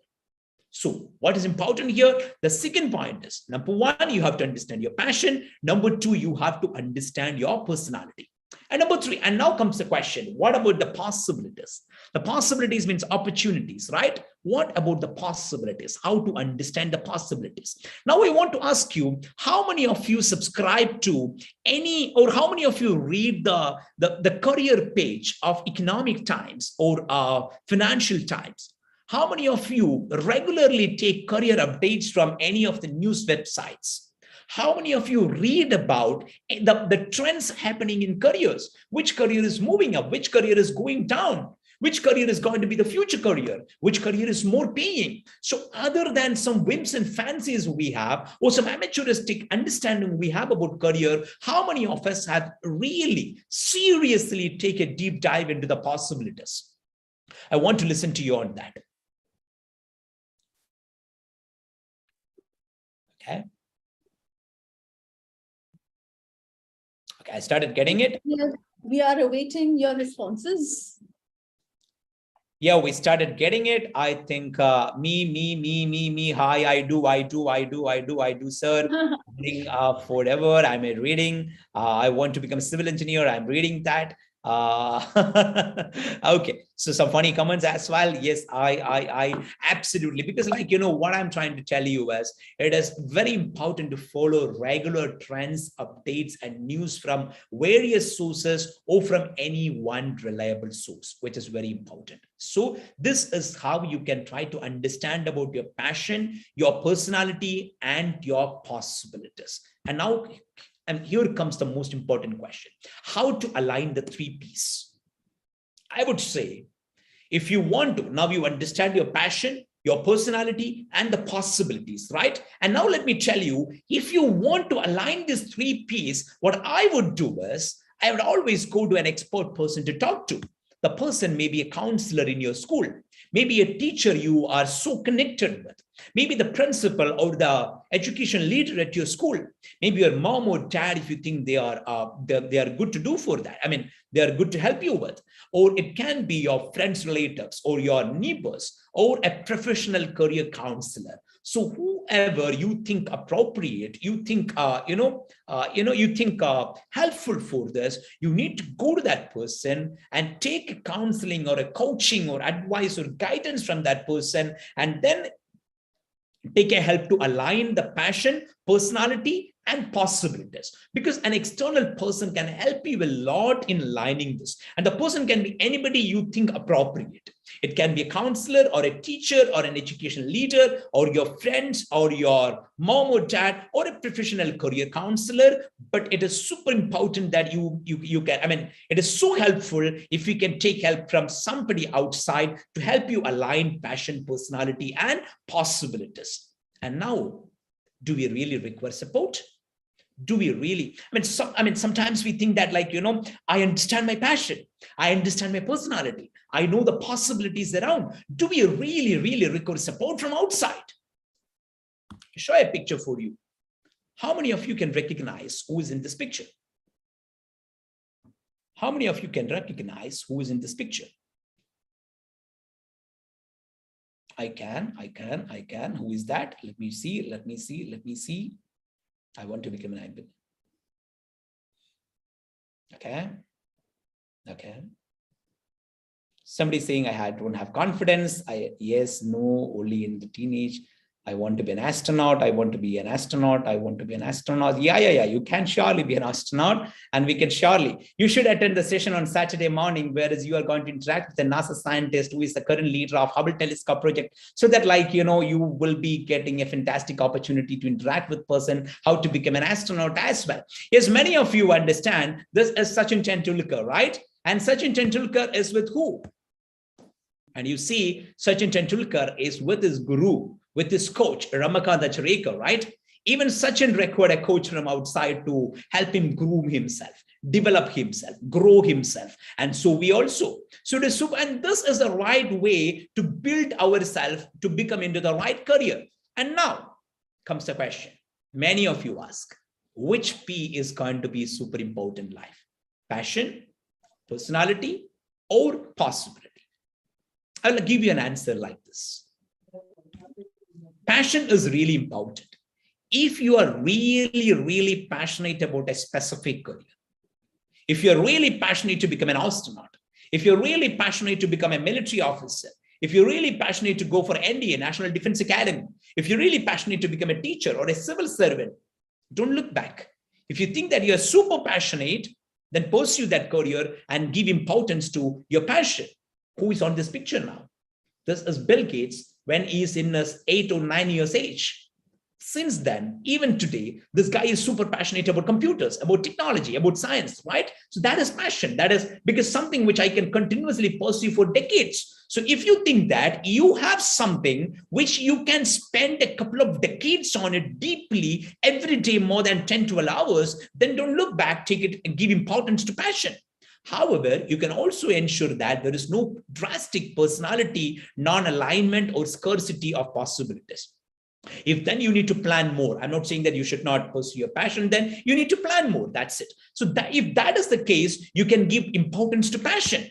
And second question, you can give importance to personality if you are not so passionate about something and you and your family are ready to explore the best fit career. And you can give importance to personality. Also, if you want to test whatever you are passionate on is okay to pursue it and in line with your personality. If you want to test, that is also an opportunity, whereas you can get into a personality assessment.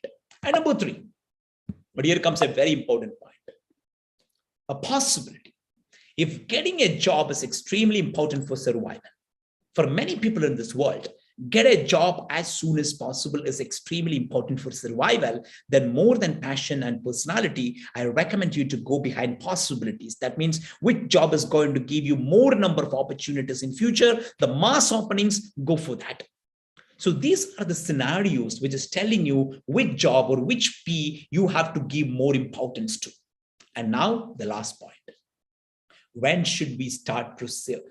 When should we start process of career planning?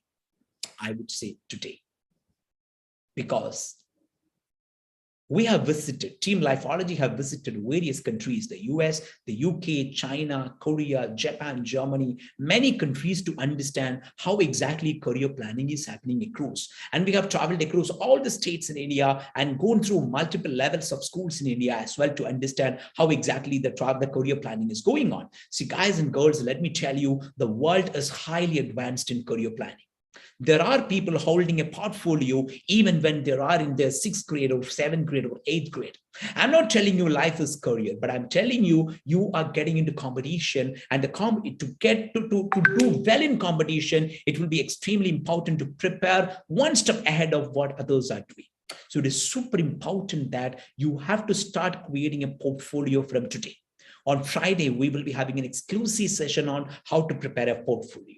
But to start that, I will tell you, whatever you see on the screen now, start creating a template like this. And once the template is in, you can start filling it. Like, you can fill in achievements in academics, arts, sports, cultural activities, voluntary activities, entrepreneurship experience, internships, work experiences, team dynamic experiences, conference you attended, books you published, papers or article you published, training program attended, any non-curricular activities or meta-curricular certifications you possess, and the places you travel, languages you know. So create a portfolio. And based on this portfolio should be working as a passport for you to get into the top universities and to get into the top and to the topmost careers in the world. So if you ask me, when is the right time to start planning for career? I will tell you, today is the right time to start planning for the career and start doing it now. So guys and girls, for the last around 40 minutes, we have been interacting on how to plan for the best career in life. And I was telling you what is a career. Number 2, so why a career is important. Number 3, so what are the mistakes we make when we are choosing a career. Number 4, what we should do when we are choosing a career. That means the passion, personality, and possibility alignment. Then 5, 6, and 7, we discussed how to understand passion, how to understand possibility, and how to understand a very good personality. And then we discussed about the importance of how to align all the 3 together. And then we discussed, is it so important to get into a serious attempt or an initiative to align the 3 P's? And then I was ending up my presentation saying, today is the right time to start it, because it is super important. If you are in grade 8, grade 9, grade 10, grade 11, grade 12, take your pen and paper now. Start create or your laptop now and start creating the template of your portfolio, and then map your each activity you do in your life with the portfolio, and do activities also to fill up the portfolio, which is important. And then you find it important, like, when a skill program is coming from CBSE, you find that so relevant because you can fill a part of your portfolio. When a new training program is coming up, you find it interesting to attend because you can fill up a part of the portfolio. When an internship opportunity is coming up, or a scholarship opportunity is coming up, or a fellowship opportunity is coming up, you find it so important because you can include it in your portfolio. So once you start creating this portfolio today and move ahead, you will find it super important to plan your career very, very productively. So now it's an open session. We were interacting since beginning, but there were limitations, I understand. So now we are getting in an open session for interaction. What we have done is some of the people who have asked exceptional questions, so we have picked them, we have invited them to join for live interaction as well. So we will be taking Q&A in two ways. Number one, we have invited a couple of people, the people who were asking exceptional questions, we have invited them to join us online here. So in video, so that they can ask questions through video. Second, we will also be picking up questions from YouTube. So Deepa, I would request you to pick up some good questions, relevant questions from YouTube so that I can answer them. Well, that is really a humongous task, because the questions are like, it's just moving on. It's like scrolling, someone's scrolling in top speed. I'm not sure how I'm going to get a question from them. So many questions coming in. But of course, Praveen, there were students who actually have opened up and said that I don't feel confident. I need to feel confident. I mean, what can I do to gain confidence? There's so many of them saying this. I mean, what is happening to you guys? What is pulling you back? There is this very famous Dutch painter who once said, Vincent van Gogh. He said that, if there is a voice inside you that tells you you cannot paint, then by all means do paint, and that voice will be silenced. So if there is that voice inside you that pulls you back from doing something, then that is a signal to go ahead and do it. Because then that's the only way to silence the voice. Don't feed the voice. What is holding back on your confidence? Come on, you are all the next generation, the youth.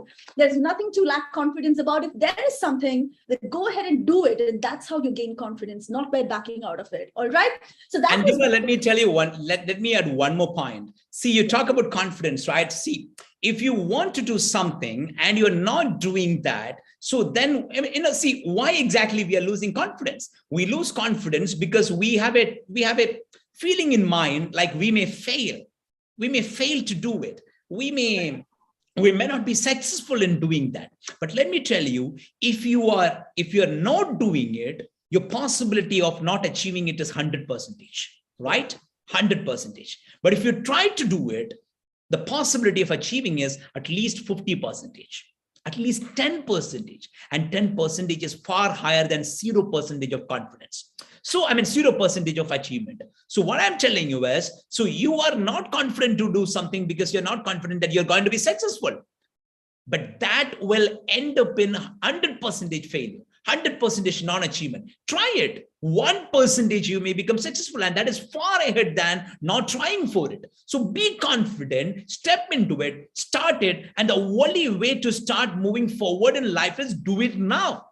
The maximum, you won't achieve it. Right. That you are not achieving even now. Not different, right? So be confident and do it, man. Yes, Deep. Right, Praveen. And there was somebody who said, I think this person really needs help. He just said that, I have my maths exam day after tomorrow, but I haven't studied anything. Well, that's a little too ambitious that, you don't study anything till today and you think you'll be able to do well. But you know what? There is still time. Okay. It's not tomorrow. It's still day after tomorrow. Stay optimistic, stay positive, and put your 100%. I always think that just believing in luck and believing in confidence alone will not take you somewhere. You need to do your part, and then confidence will automatically come in. So go ahead, give your best today and day after tomorrow, and it's just going to be good. Just take a chill pill. Don't relax. Okay.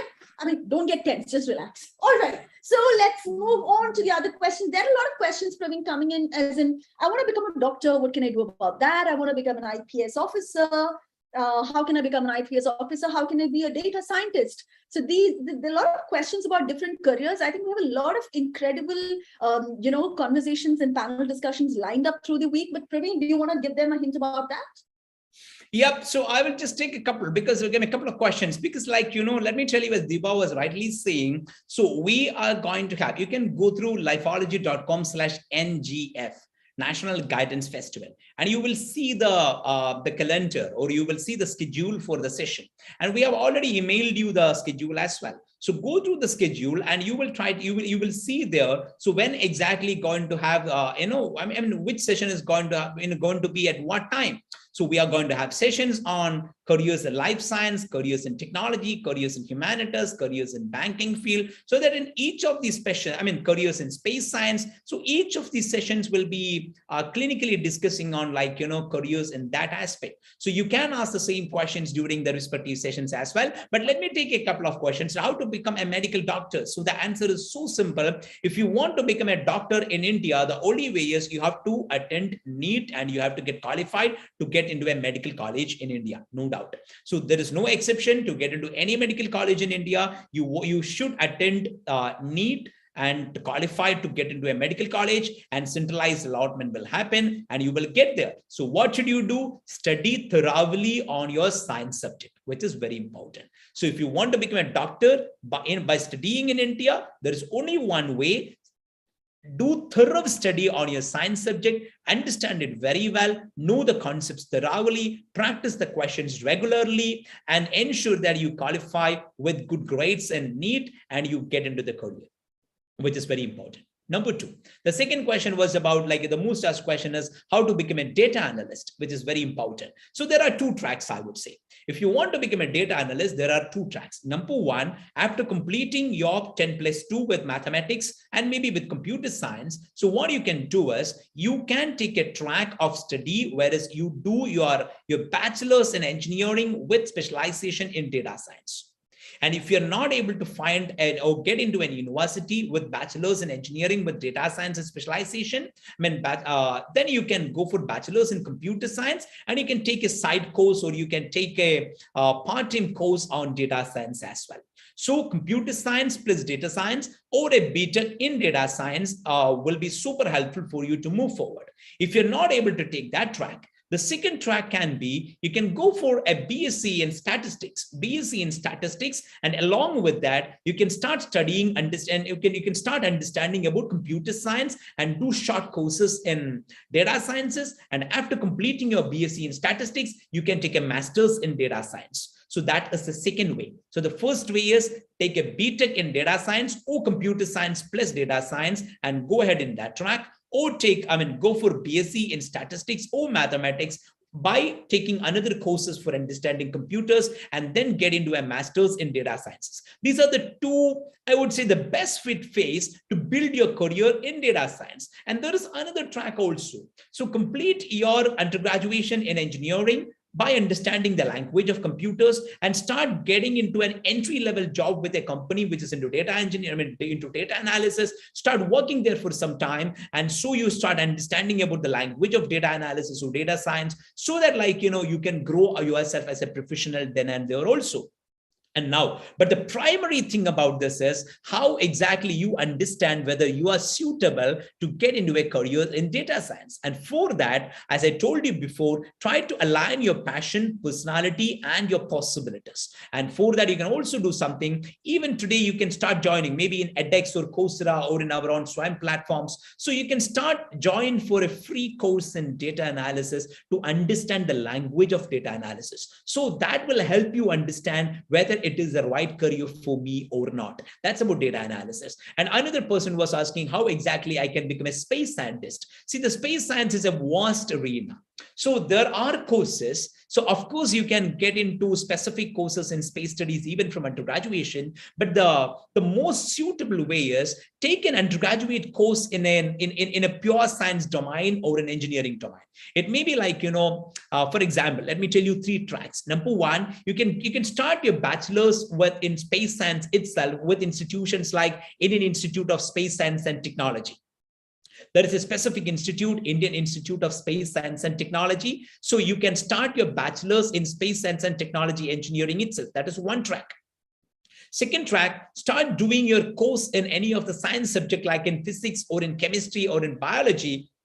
And for your master's, you can start focusing on astrophysics or astrobiology or astrochemistry kind of subjects. That's the second way.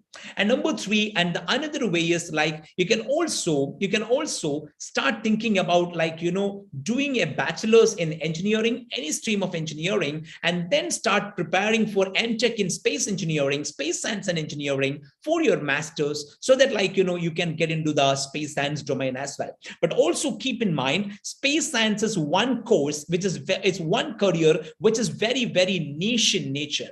So there may not be tens of thousands of opportunities, opening up in Space Science every year, but the opportunities may be in a couple of hundred span world.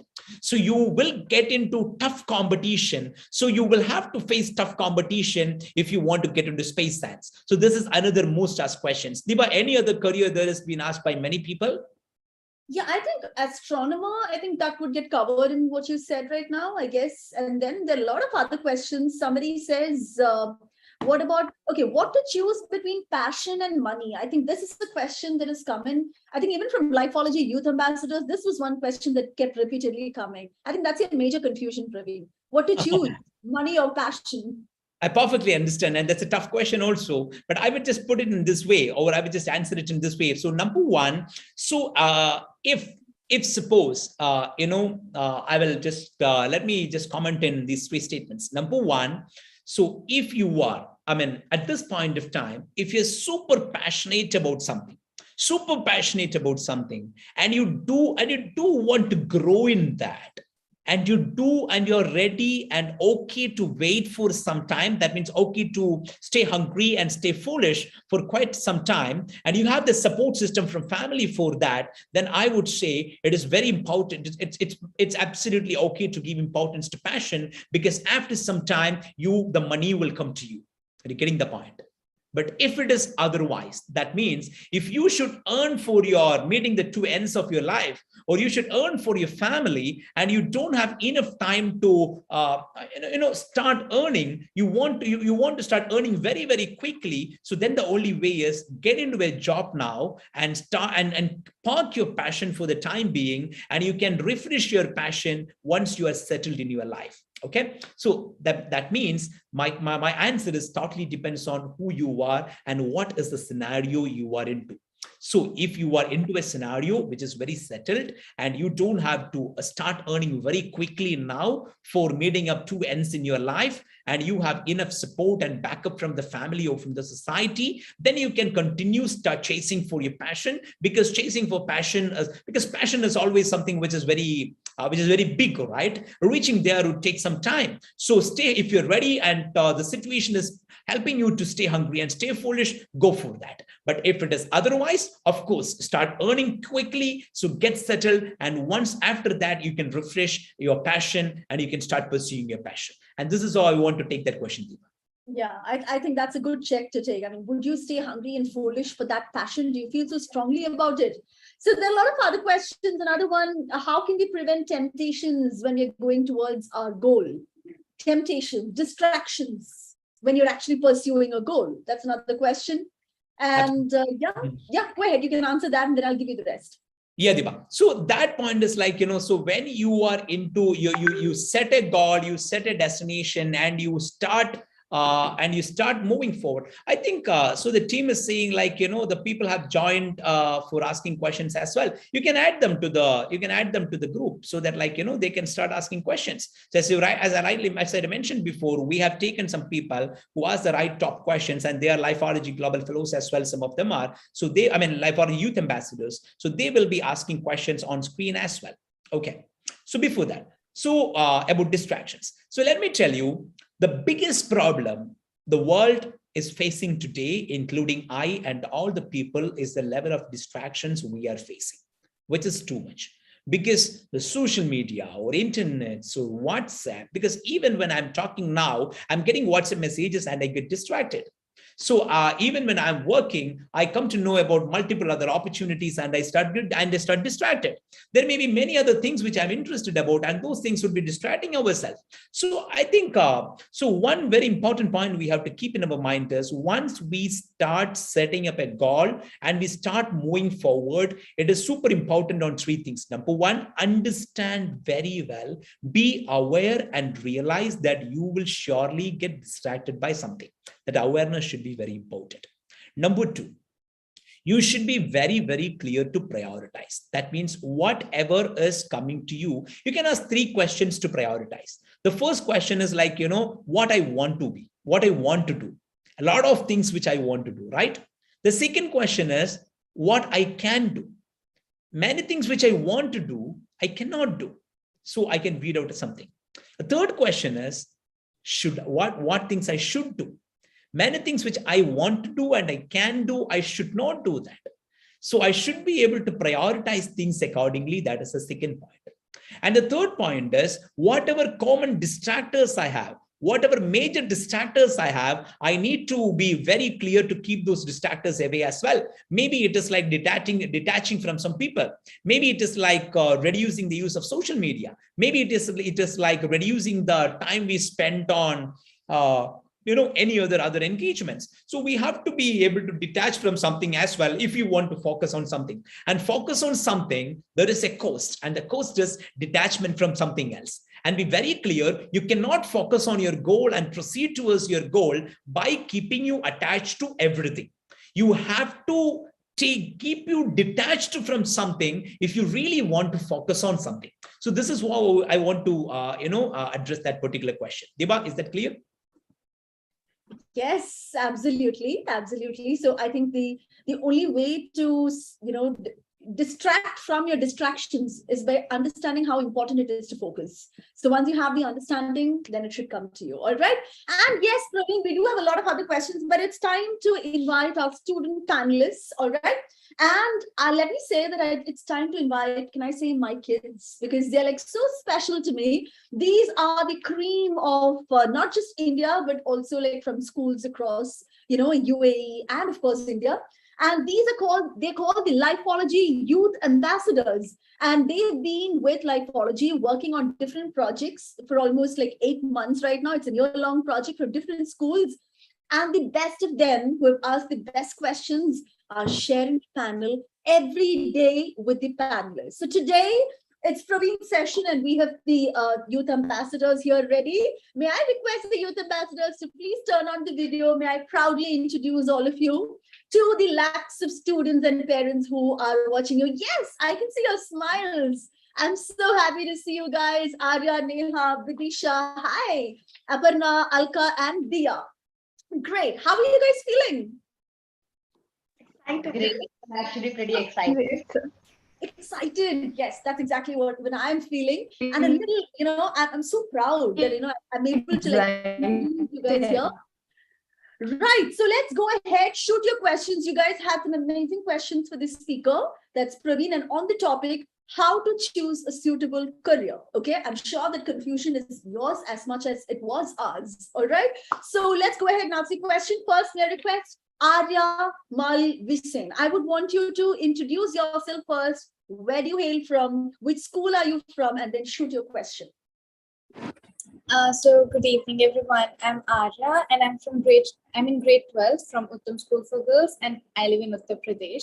And my question is, what if you're interested in two things and you can't decide upon a single career? Like, I have been passionate about two things, and it has been a long time. So how do I decide upon what I actually want to do? Because obviously I can't do two things together. 2 points on that. Number one, you can of course do two things together. Okay. Whereas you can take one as a major career, which you are going to spend your 70% of the time for. And you can take another one as a second career or a sub-career, which you are going to spend your 30% on. Maybe after 5 years, if you want to strap it, so you can strap it. You can just switch it. Example, so let's take, Deepa is on screen now. So Deepa was working as leading the HR department of a company with more than 3,000 employees for 10 years. And at the same time, she was pursuing career as a media professional as well. Got it. So the first point I want to make is you can of course follow two careers together if by giving one major importance and second minor importance. That is one way.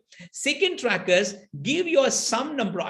So the studies are seeing and the trend is moving towards a place where it's like, we may not be doing one career in our life.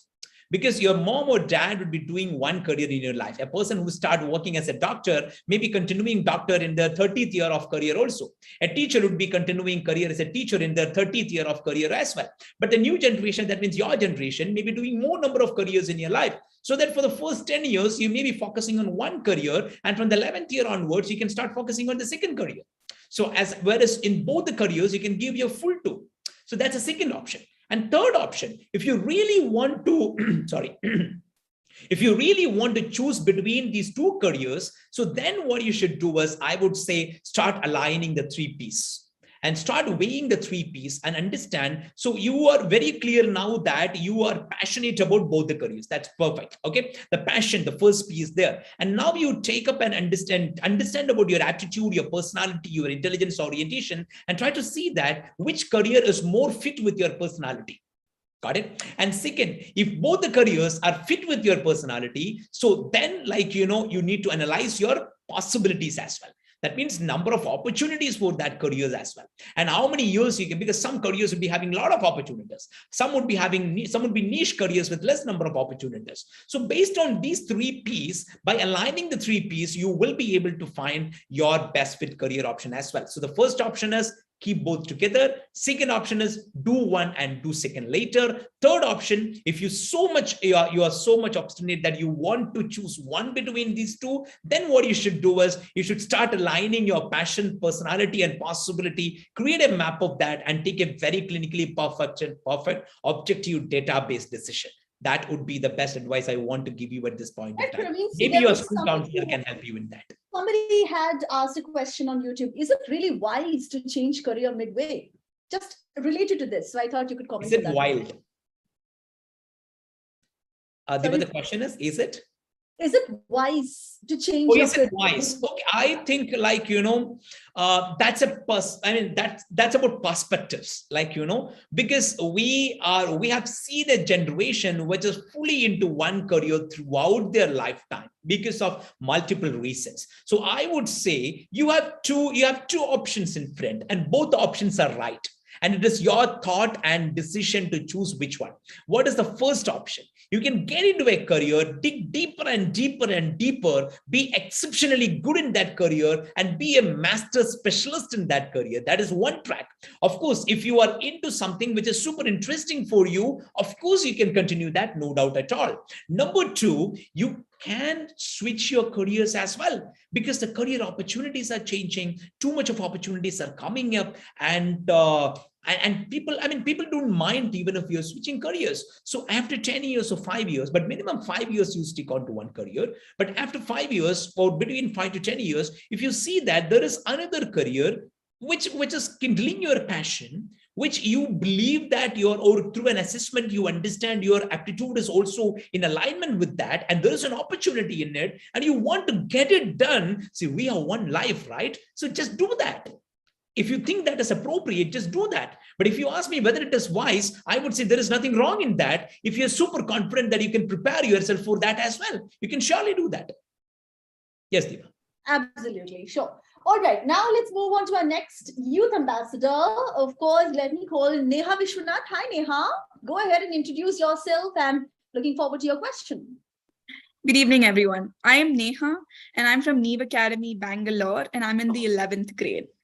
So I just had one question. When it comes to choosing a career, would you recommend us to move more towards our interest, or more accurately, our passion, or more towards an up-and-coming and emerging career? And how does one create a good balance between the two?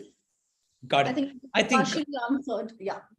Yeah, not a problem. But because this is a huge confusion with many people, so I don't mind to repeat it again, in a more elaborated manner. So Neha, I would say, and this is an answer to many people who have been asking the same question. It's if you do have a passion, number one.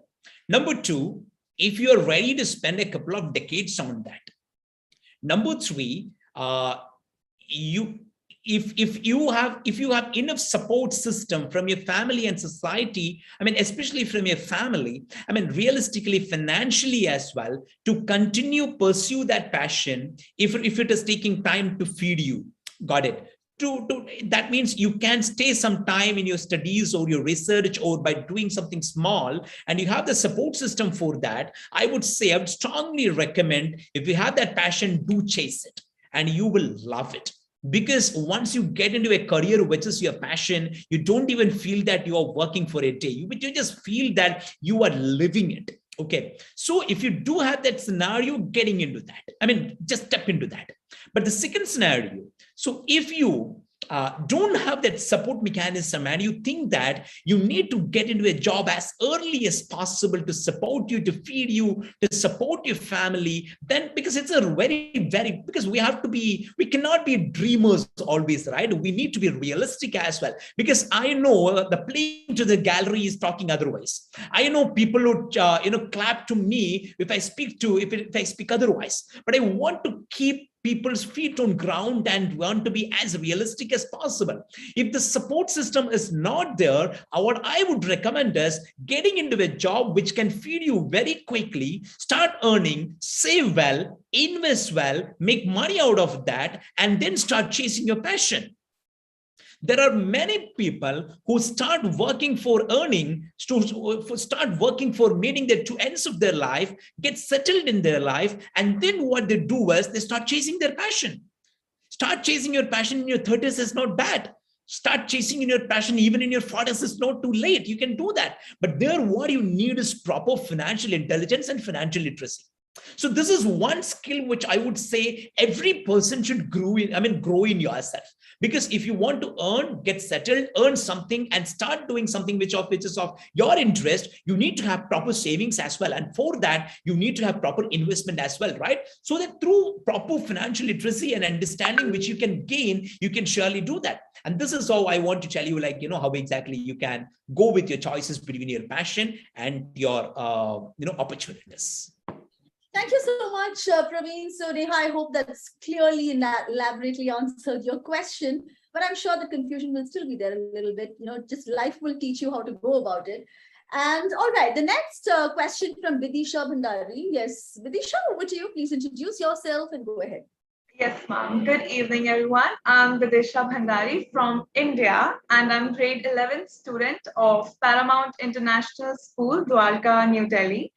And my question is, how do we actually identify the potential that our dream career will hold in the future, as future is full of uncertainties? Oh, that's a wonderful question, because the future, as the Howard University rightly mentioned on an article, the future is going to be very, very VUCA in nature, right? It's going to be very volatile, uncertain, complex, and ambiguous. So even top companies or top analysts are not able to predict largely which career is going to be of too much of opportunities in future.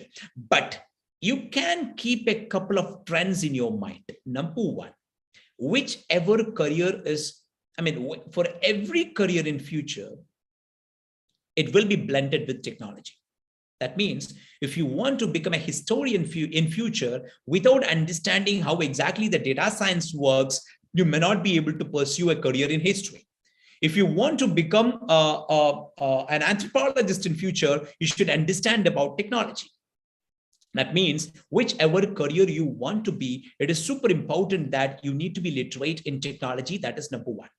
And number two, you will be competing with machines as well in future when you are trying to get into a job. As I was mentioning before, you may be attending an interview with a robot, along with a robot. You may be attending an assessment or a test along with an artificial intelligence algorithm. So you need to make, these are not things like fancy things because these are even happening now. You might have read about a short film which won awards in Cannes Festival, which is created by an AI algorithm. You might have known, you might have read a week before that, in an art competition, so the winner is an artist who used an artificial intelligence algorithm to create an art form. You might have gone through the party research project of Google, whereas the pictures or the images are created just by giving verbal comments. So that means in future, every career will be having a blend of technology. That is number one. Number two, every career you will be competing with machines, so that how exactly you can win over this competition by maximum human in nature. Because whatever the machine, because we cannot compete with a machine by becoming mechanical in nature, right? We can be competing with machine only by becoming more and more organic and humane in nature. So those human skills you have to improve in yourself. Okay, so now taking your question very specifically, whichever career which is going to be very mechanical, which is going to be very, I would say very automatable, I would say. So these careers will be derived in future. Whichever careers are going to be very organic, very human in nature, these careers are going to survive in future. And this will be applicable for every careers. Let me give you some examples. Number one, let's take a very, very fancy career we all have about doctors. Okay, so being a doctor would be a good career in future? I would say like this. So there are too much of researchers going around the IBM Watson algorithm. Whereas see what's normally happening inside hospitals. We go, we meet a doctor asks a set of questions, and in many times the questions are mostly almost same kind of questions, same pattern of questions. We answer to the questions. Based on the questions, the doctor prescribed for an assessment or a test. We take the test, then there are base values, up on the values, this is the reason, down on the values, this is the reason, and the doctor analyzed between the answers we gave and the test results and predict this is our, or just diagnose this is the disease, and will prescribe the medicines. This is how many of the doctors are functioning, right? Many, I'm not saying most, but many, correct? So this can easily be done by a machine. That doesn't mean that the career of doctor is not going to be there. But the doctors will survive if they can provide something more to the patients than what exactly a mechanical machine can provide. Got it? Let's take another example of a chartered accountant.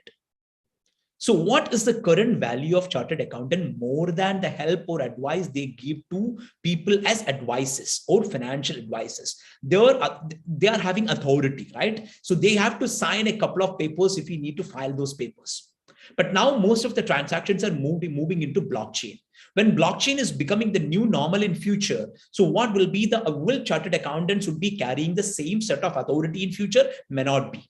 But will they survive? Yes, they survive. When how they can survive? If they can come up with proper investment or proper advices to people to manage their finances in a better way than the normal mechanical things they follow, they will survive. Let's take the example of coders. So the coding is highly getting automated. That doesn't mean that the future engineers will not be having job opportunities.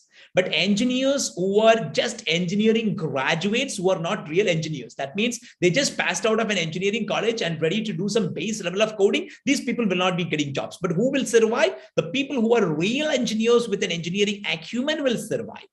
Got it? So I would just, I want to sum it up with three statements. Number one, so every career will be affected by technology and the VUCA in future, every career.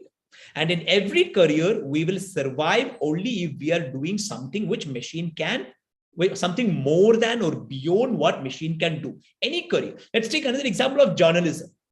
Let's take a quick example of journalism, right? See, there are auto content creating softwares even now. I give a title and I give the command, right, in which mood I want to get this article on. So there are auto content generating algorithms which is creating articles for me. So then how exactly a journalist can survive? A journalist will survive only if they are writing insightful articles than what a machine can do. So point number one, in the VUCA future, every career will be affected and we will survive only if we are doing something more than or beyond than what a machine can do. That's number one. Number two, some careers will totally get vanished, and those careers are careers which are too mechanical and too automatable in nature. Got it? So that is number two. And number three, how exactly we should prepare ourselves? The only way is understand technology, whichever career you want to go for, get wedded with technology in that career, and also be more and more human in nature so that we will continue to be relevant in future. Yes, over to you. Yes. So, yes, the next question is by, of course, Aparna Rairod. Hi, Aparna. How are you feeling today? Very excited. All right. So go ahead, ask us your question and introduce yourself. Yes. So my name is Aparna Rairod, and I study in Bhavans Vidya. So what do you think, which age do you think the right time to start working? And also if we want to pursue a career while we go to college or while we are still continuing our studies, how do we manage or how do we strike a balance between Diva, is the question like, what is the right age to start working? Number one.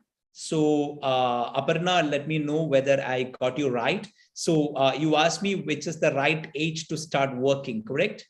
Yes, sir. Okay. So Other question after that? After that, if we want to work while we study, how do we maintain a balance between those two things?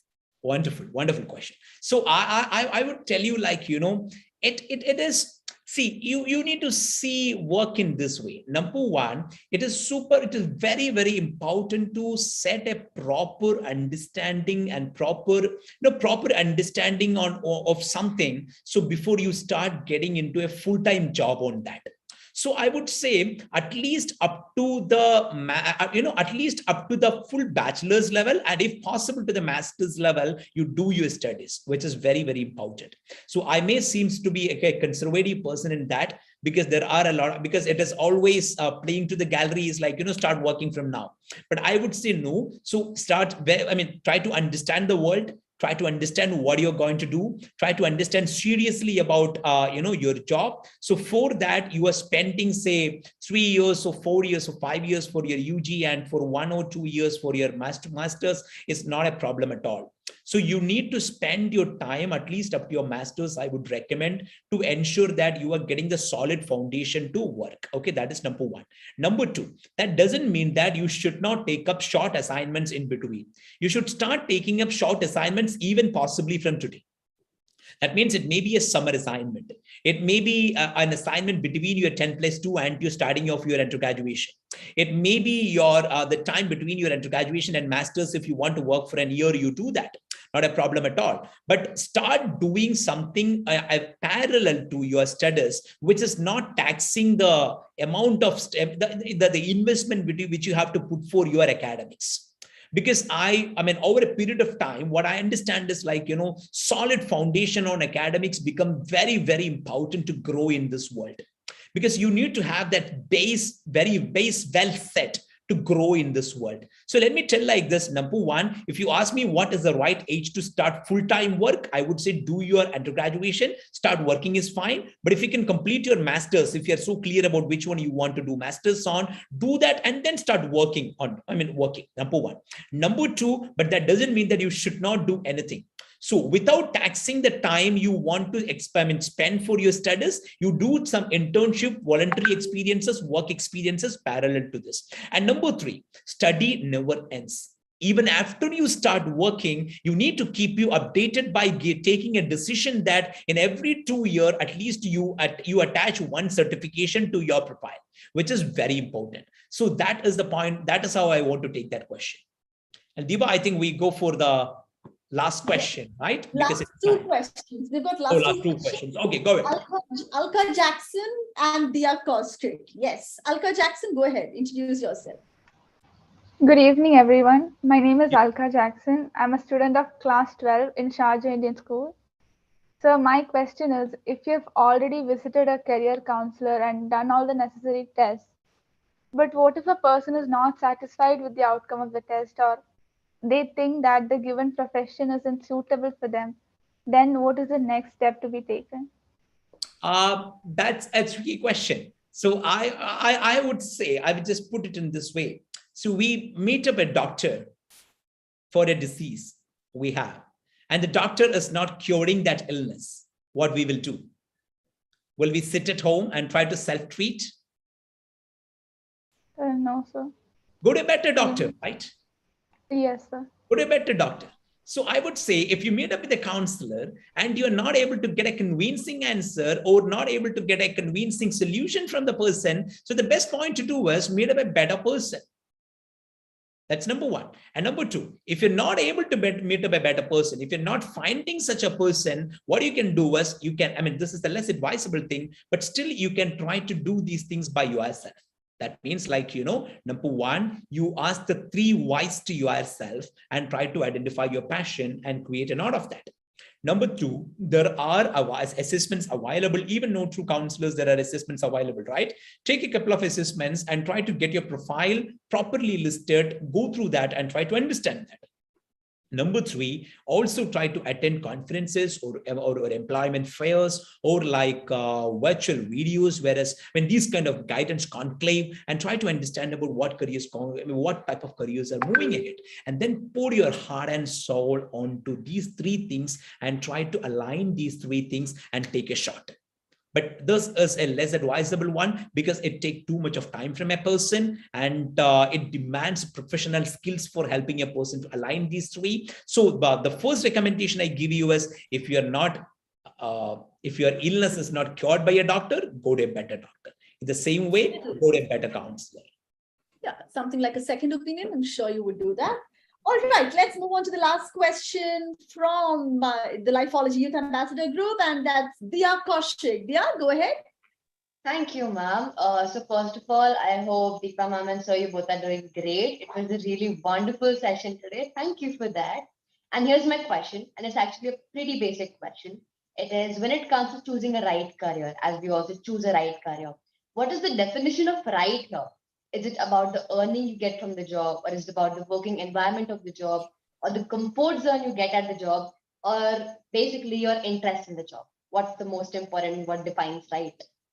I just put it in a very simple sentence like this.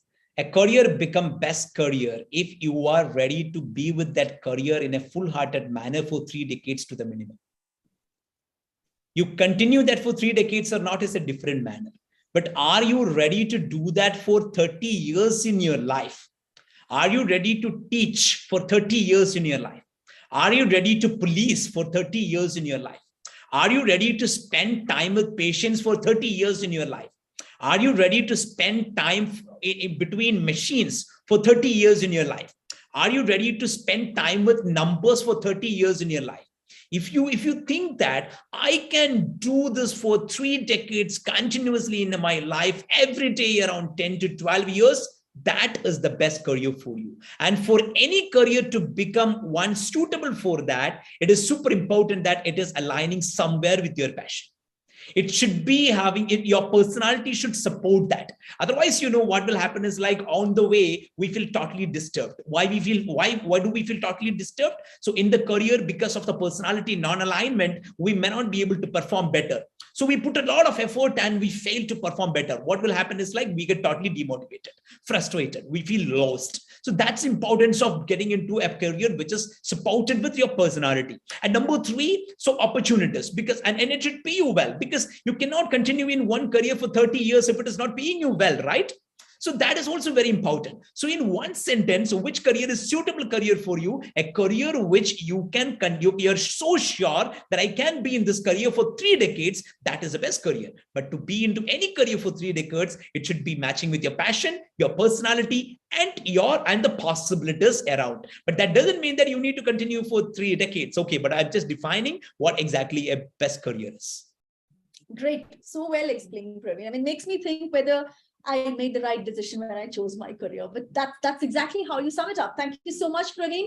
And thank you, Lifeology Youth Ambassadors. Some amazing questions. And I'm sure a lot of them who are watching this would relate to your questions, because that's probably the question they had on their mind. So you were actually representing the youth, rightly being called youth ambassadors. I'm so proud of you. Thank you so much for sharing the panel with Praveen Parameshwar, CEO of Lifeology. Thank you, all of you. All right. So on that note, Praveen, we did have a lot of repeated questions coming. One of them was, how do I become a sports person? I know we are drastically running short of time, but there's somebody who's really, really desperate to become a sports person and who's gone on asking the question multiple times. Of course. See, like, you know, to become a sports person, there is a passion, personality, and possibility is fine. But along with that, another P need to be there to become a sports person, which is physical fitness, right? So you need to think about your physical fitness as well. So what I strongly recommend is, so try to talk to your sports teacher, or go to a sports school nearby and talk to a person there, or go to a sports counselor and talk to a person over there to understand, like, you know, are you really fit to grow in your career career in sports, because interest in sports and taking career in sports is very, very different. It's extremely different. A person who is super important to play basketball doesn't mean that the person is fit to pursue it as a career, same as in cricket or in athletics. So very important that you need to talk to an expert in sports, or through your school counselor, get in touch with a person who can support you to understand whether you are physically fit for a career in sports. Because there are even blood tests, there are even physiological measurement tests to help you understand whether you are fit to take that as a career. Number one. Number two, you need to decide which item is fit for you. The item which you are spending too much of time on now, so whether that is the best item for you, or is there something different? That also you need to, either because of your passion you can choose, or with the advice from somebody you can choose. That's the second point. And number three, the third point is you should also keep in your mind, career in sports is also a niche career, which may not pay you very quickly, which may not pay you like, very much initially. So you need to be ready to stay hungry and stay foolish if you want to get into sports also. So what I recommend is, so what is the way forward? Number one, fix the item you want to get into. Number two, get proper training from the best training institute for that. And for that, you need to attend the training assessments, the selection proceedings of that institute. And number three, get a very, very good coach. And the good coach comes from the good institute many times. So fix your item, get into the best institute, start getting trained, and be a wonderful professional. But before that, you need to check whether you are perfectly fit to get into a career in sports, which is very important. And keep in mind, sports is a career for a person who is ready to stay hungry and stay foolish, because that's not going to pay you very, very quickly. Maybe like a robotic engineer, or maybe like a doctor. It may not be going to pay you very quickly a lump sum, a fixed amount of money. And you need to be, you need to go along with the volatility of that career also. It has too much of ups and downs, and it is too much age related.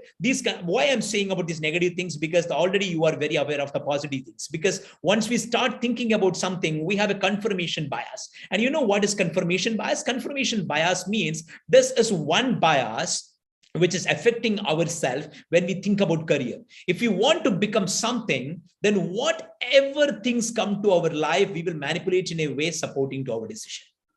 So if you want to become an astronaut, so everything which is coming in front of me, I will only manipulate. I don't use the word manipulate. I will only interpret it in favor of that decision. I want to get into one particular, university. I describe everything about that university, whether it is negative or positive, only in a positive way. That's called confirmation bias. Don't let your confirmation bias affect you. That's why I'm just giving you the other side of that as well. Okay. Yeah. Absolutely. Absolutely. So that gives you that gives you all the information that's required for you to take the decision. So that's why we have to talk about all sides of it. Remember, Virat Kohli, Dhoni, Sachin Tendulkar, or Messi was not born in a day. So it really takes time. All right. So that's it in terms of questions. There's someone who repeatedly, I think it's Manasvi, somebody who repeatedly asked about how to become a Lifeology Youth Ambassador. Please watch out for the Lifeology announcements next year, because this year we are closed. We already have a bunch of ambassadors, so we'll be announcing it next year. All right, so stay tuned for that. All right, so that's all. Thank you so much. And of course, there's so much more coming in tomorrow.